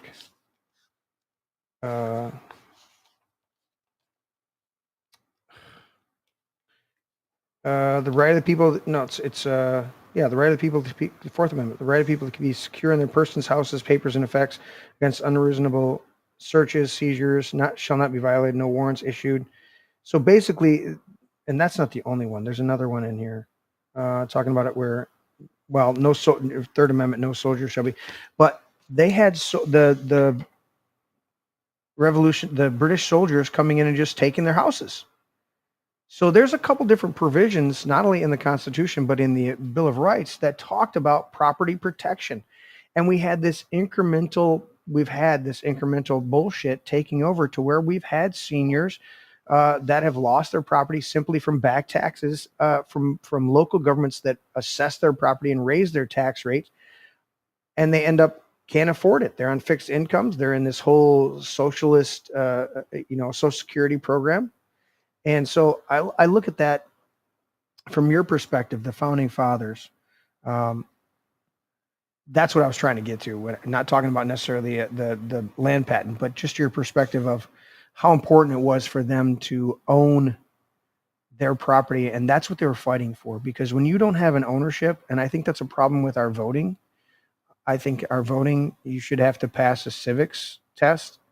And I think you should own property, which was originally, correct me if I'm wrong, at least the ownership of property and being male, predominantly male, even though if your husband died and you inherited the property from your husband and your children were minors, you did have the right to vote as a woman. Correct me if I'm wrong. I'm not sure about that. I think there were state provisions for that. But either way, the predominant people don't understand this, why we're prominently male landowners, property owners given the right to vote in the Constitution, because you had a vested interest. Because the founders were sexist bigots, man. All right. Well, so yeah. So they had skin in the game, right, was the idea, and they were stable. And so no, I think the land ownership thing, it is quite interesting. But also getting back to the thing you raised earlier, a man's home is his castle, right? And it was back in England they talked about the similar thing that you're not allowed, the king's not allowed to go in your house. Yeah. Unless you say, because no matter how humble the dwelling, you're the master of that, and you have to give your consent to that. Okay. And then later, of course, the British were writing also their own search warrants, which James Otis Jr. Complained about. So, but they also had another phrase. I can't remember who said this, but Chris Van Hall, among others, brings this up. We have a property in our liberty. So our property, land is property. There's all sorts of things that are property, right? But also our own personal liberty and our privacy. All these things are really important to us. And even in the case of, like, with freed slaves, there's a famous case of I'm going to get the name wrong, but it was Glover wasn't Glover his last name? Joshua Glover. I'm thinking Danny Glover, but Joshua Glover. But they tell the story. Mike Maharry tells it at the 10th Amendment Center about this fellow, and he had escaped. And he was in the north, and now he was I think before he escaped, he said, "I'm getting too old for this shit." Well, he might have said that. They might have said that. Yeah, okay. It definitely being to a his Glover. To his partner. Yeah. Who was a definitely younger white guy. Yeah. Yeah, with long hair. Yeah, but anyway, so he's in this small dwelling, but it was his, and the rule they had at the time was that nobody could go in and violate your property, even though he lived in a very small, very simple place. But then he was betrayed by another fellow who was a freed slave. Mm-hmm. But then they said, oh no, he actually is rightfully a slave, which nobody is. But under the show me your papers, comrade. Right. So they broke into and he let them in. I think is what he did was the mistake he made on this. But if he hadn't done it, they couldn't have gone in. So the whole idea of the property ownership, yes, is very important, but also, life, liberty, and property. Our bodies are our property. We have sovereignty over that. The land we own, the yes. dwellings we have, yes, and our right to privacy, and so many different things that would come under that. But I do think that the land ownership they saw as being an important thing, just practically to be able to support that independence, support that freedom. Jefferson certainly saw that, right? And he envisioned, like a lot of farmers, small farmers and small shop owners, 100%, right? Which gets me to think about something else. As you look at speaking of BlackRock and all these other companies and everything, and with the Fed, with the monetary depreciation from the Fed monetizing the debt from all the government theft of spending, and then through taxation, but also through theft of monetary inflation and monetary depreciation, and then these values rising up, tax rates rising up. It'd be interesting to look at just to see what's happened to the propensity of property ownership among Americans in general, individuals and families, as opposed to how much is owed either by government, like the huge. I mean, the in the chat they're pointing out 80% of Nevada is owned by. Yeah. Well, if you look at the percentage of people, but then also the BlackRocks and the other things, right? Yeah. Along with the government. So and China and Bill Gates, we're getting squeezed out. We being the people. Right. But if you look at the percentage of Gen Zers and millennials, the percentage who own homes at their age compared to the boomers or the greatest generation, it's like a very small fraction compared to the older generation. So the Gen Z and millennials have been priced out of the market, and it's done by design. They're the we're the generations that are supposed to be the you'll own nothing and love it groups. So we've been conditioned to this, and the economic factors play into it. Yeah, and it's not going to be improving. Do you think the retirement facilities are a response or a catalyst to getting the older generation out of the homes? There was a time in this country that you grew up in the family homes, and if you had a large family, definitely siblings went out and staked their own claim somewhere. But a lot of times there were family members that stayed, and you had multi-generations in one home, and you inherited the home, and they brought in the death tax, and so they could undermine that dynamic. And now we have these retirement communities that also undermine that because they advertise the reverse mortgage shit on TV. Reverse mortgage. Well, I'm Tom Selleck. I wouldn't steer you wrong. Yeah, you need to get a reverse mortgage. And so I look at that dynamic and don't give shit to your kids. Just spend it all now. Go to the casino. There were up to 5 generations living in a single home in Maui when the fires hit, when they were they tried for years to get rid of these people so that they could turn it into the new resort there in Hawaii, and these indigenous people wouldn't move, and they were up to 5 generations living in a single home just to be able to pay for the homes because the property cost that much. And so I look at that dynamic and I go, how do we, and Tanya and I, here at the Man Cave, we moved in 10 years ago plus with her mom and dad temporarily, and then dad got sick and we ended up being here permanently and taking over the barn from dad and making it into a man cave. And so I look at these dynamics of having multiple generations living in a house, and we've moved so far away from that. We've moved away from the education to where we no longer have one-room schoolhouses with kindergartners and high schoolers all helping the teacher teach the lower grades and working all together and being educated because they're teaching it, and not having this hierarchy of classism because the seniors are teaching the juniors and the juniors are teaching the freshmen and the freshmen are teaching.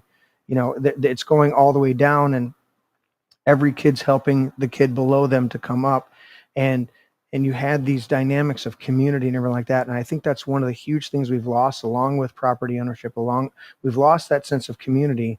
And when you own your property, you have a vested interest. When you are tied into your community, you have a vested interest. And we've lost these things. I think that's really at the core of what's going on, because when we do have that, we will push back where we can. Dennis? I think that's a great spot to end.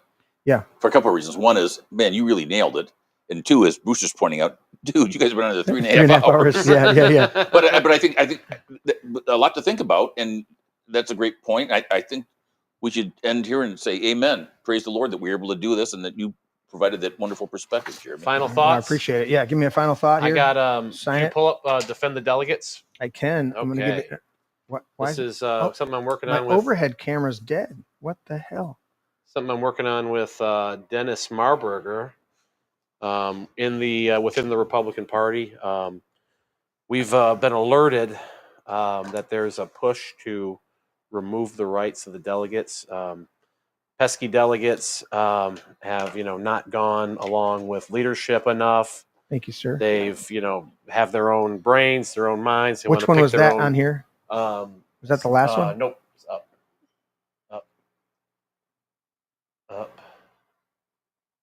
Up and away.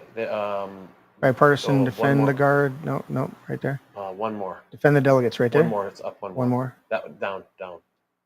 That's it. That one. So yeah, defend the delegates. So we've been alerted to different schemes by the political establishment and by wannabe insiders within the Republican Party that they're pushing to remove rights away from the delegates, being able to oust them from positions in county parties. We've endured some of that around here. The elected positions that they're in. I can't even read that myself. What does this say? The elected positions that they're in. Can you It's zoom not in on allowing me it? to expand it. It's not allowing me to zoom. Trying. Okay. It's allowing me to scroll, but it's not allowing me to zoom. All right. The precinct delegates are the backbone of the Republican Party, most active and engaged force that holds Republican elected officials accountable. So they're trying to take away the rights of the delegates, and we have a resolution. Okay. One that Dennis has introduced it in state committee. I have introduced it, or I am working with other local parties, people who are in favor of rights for the delegates. I'm working with them. Right. I'm working with them to try to get that introduced in different county and district parties. Okay. To build momentum for the idea, because people have been very cavalier about how the delegates shouldn't pick Secretary of State, they shouldn't pick AG, the nominees, because they've picked bad candidates in the past. But then you look at who's the candidate being shoved down our throats through the primary election at the behest of the money. Well, it's people like Mike Rogers. It's someone like John James, who I don't believe can win. So they're going to shovel bad candidates down our throats. Delegates should have whatever the money can be. The delegates should have the right to select candidates, because they're more likely to pick one who is a strong conservative, who holds their values. They're less likely to get bamboozled by a glossy mailer or whatever propaganda they see for whoever the anointed chosen candidate is. Right. So that's why they want to take the power away from the delegates. So we're fortifying rights for the delegates, and we're enhancing those rights. That's the idea. It's pissed off a lot of people. Gotten a lot of pushback from people. You do that over on a this. regular basis. And I appreciate you. Even when I'm not trying, it happens. But yeah, if you don't, if you're not, the cliche, you're taking flack because you're over the target. So we're over the target.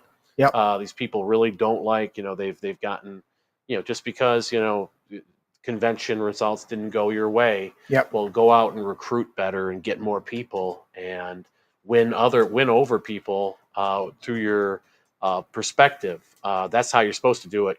You're not supposed to just get all butthurt and then say we're going to take all the power away from the delegates because my faction's getting out organized. So I'm sick of all the factions. I'm sick of all the BS. It's time to just hunker down and say, hey, delegates, you're coming into the Michigan Republican Party. We want you to be a leader. We make sure your rights are respected so that you will stick around and maybe run for office. And that's how we build the bench within the Republican Party.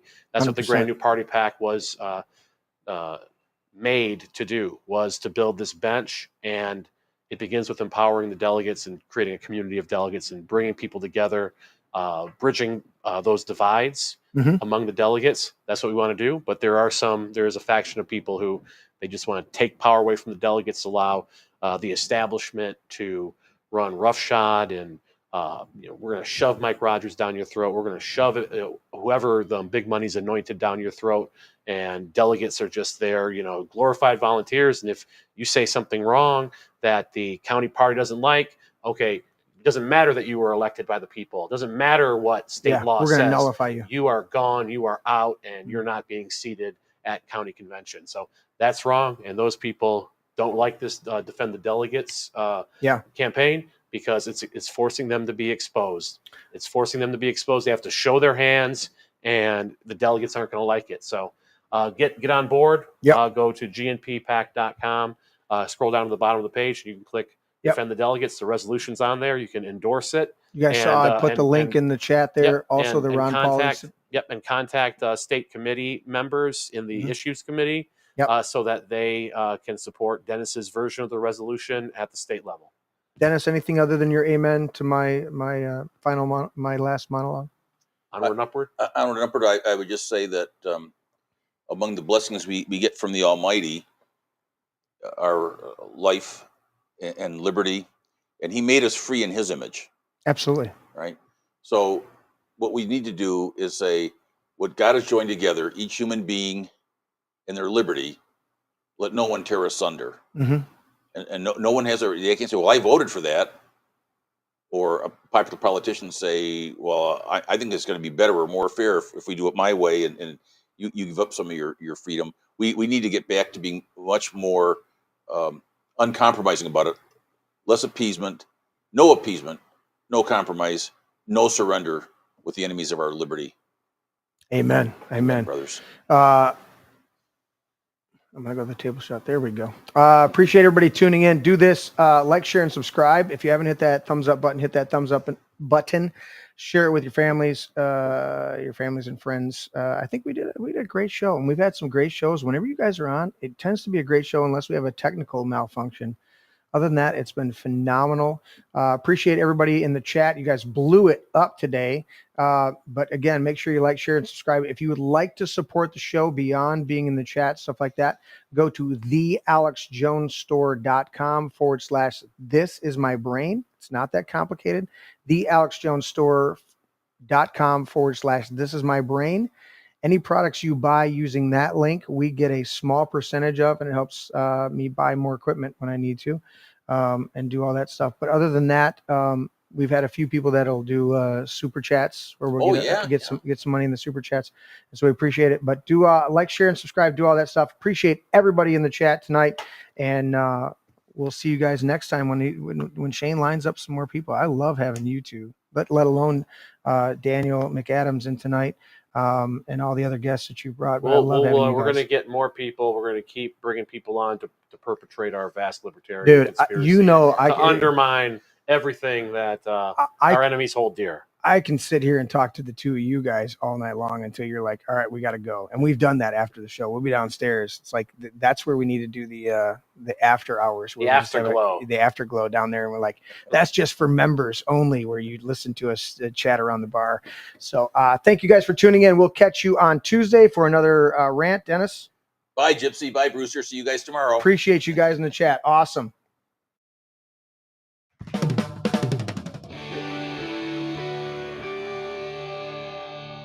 This is my brain. Dad, that's an egg. Yeah, that's an egg. Honey, Dude, that's an egg. seriously. That's an egg. It's a metaphor. It's still an egg. That's an egg.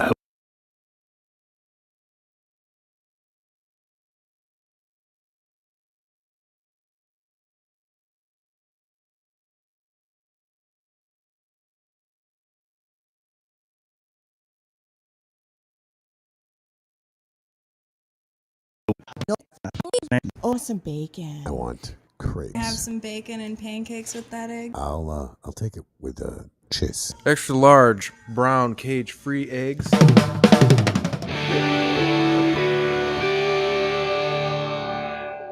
Can I have your brain with hot cakes? A little sausage and a little toast and Potato. That would be great. Does it have antibiotics? I don't know, man. I'm not good at this shit. Well, they got to be able to resist some diseases. You resist the disease. Has it got any hormones? Maybe. It's cage free. Vegetarian? Maybe. Are they vegan? No, I eat steak. Never apologize and never explain. Never apologize. Yeah. Never apologize and never explain.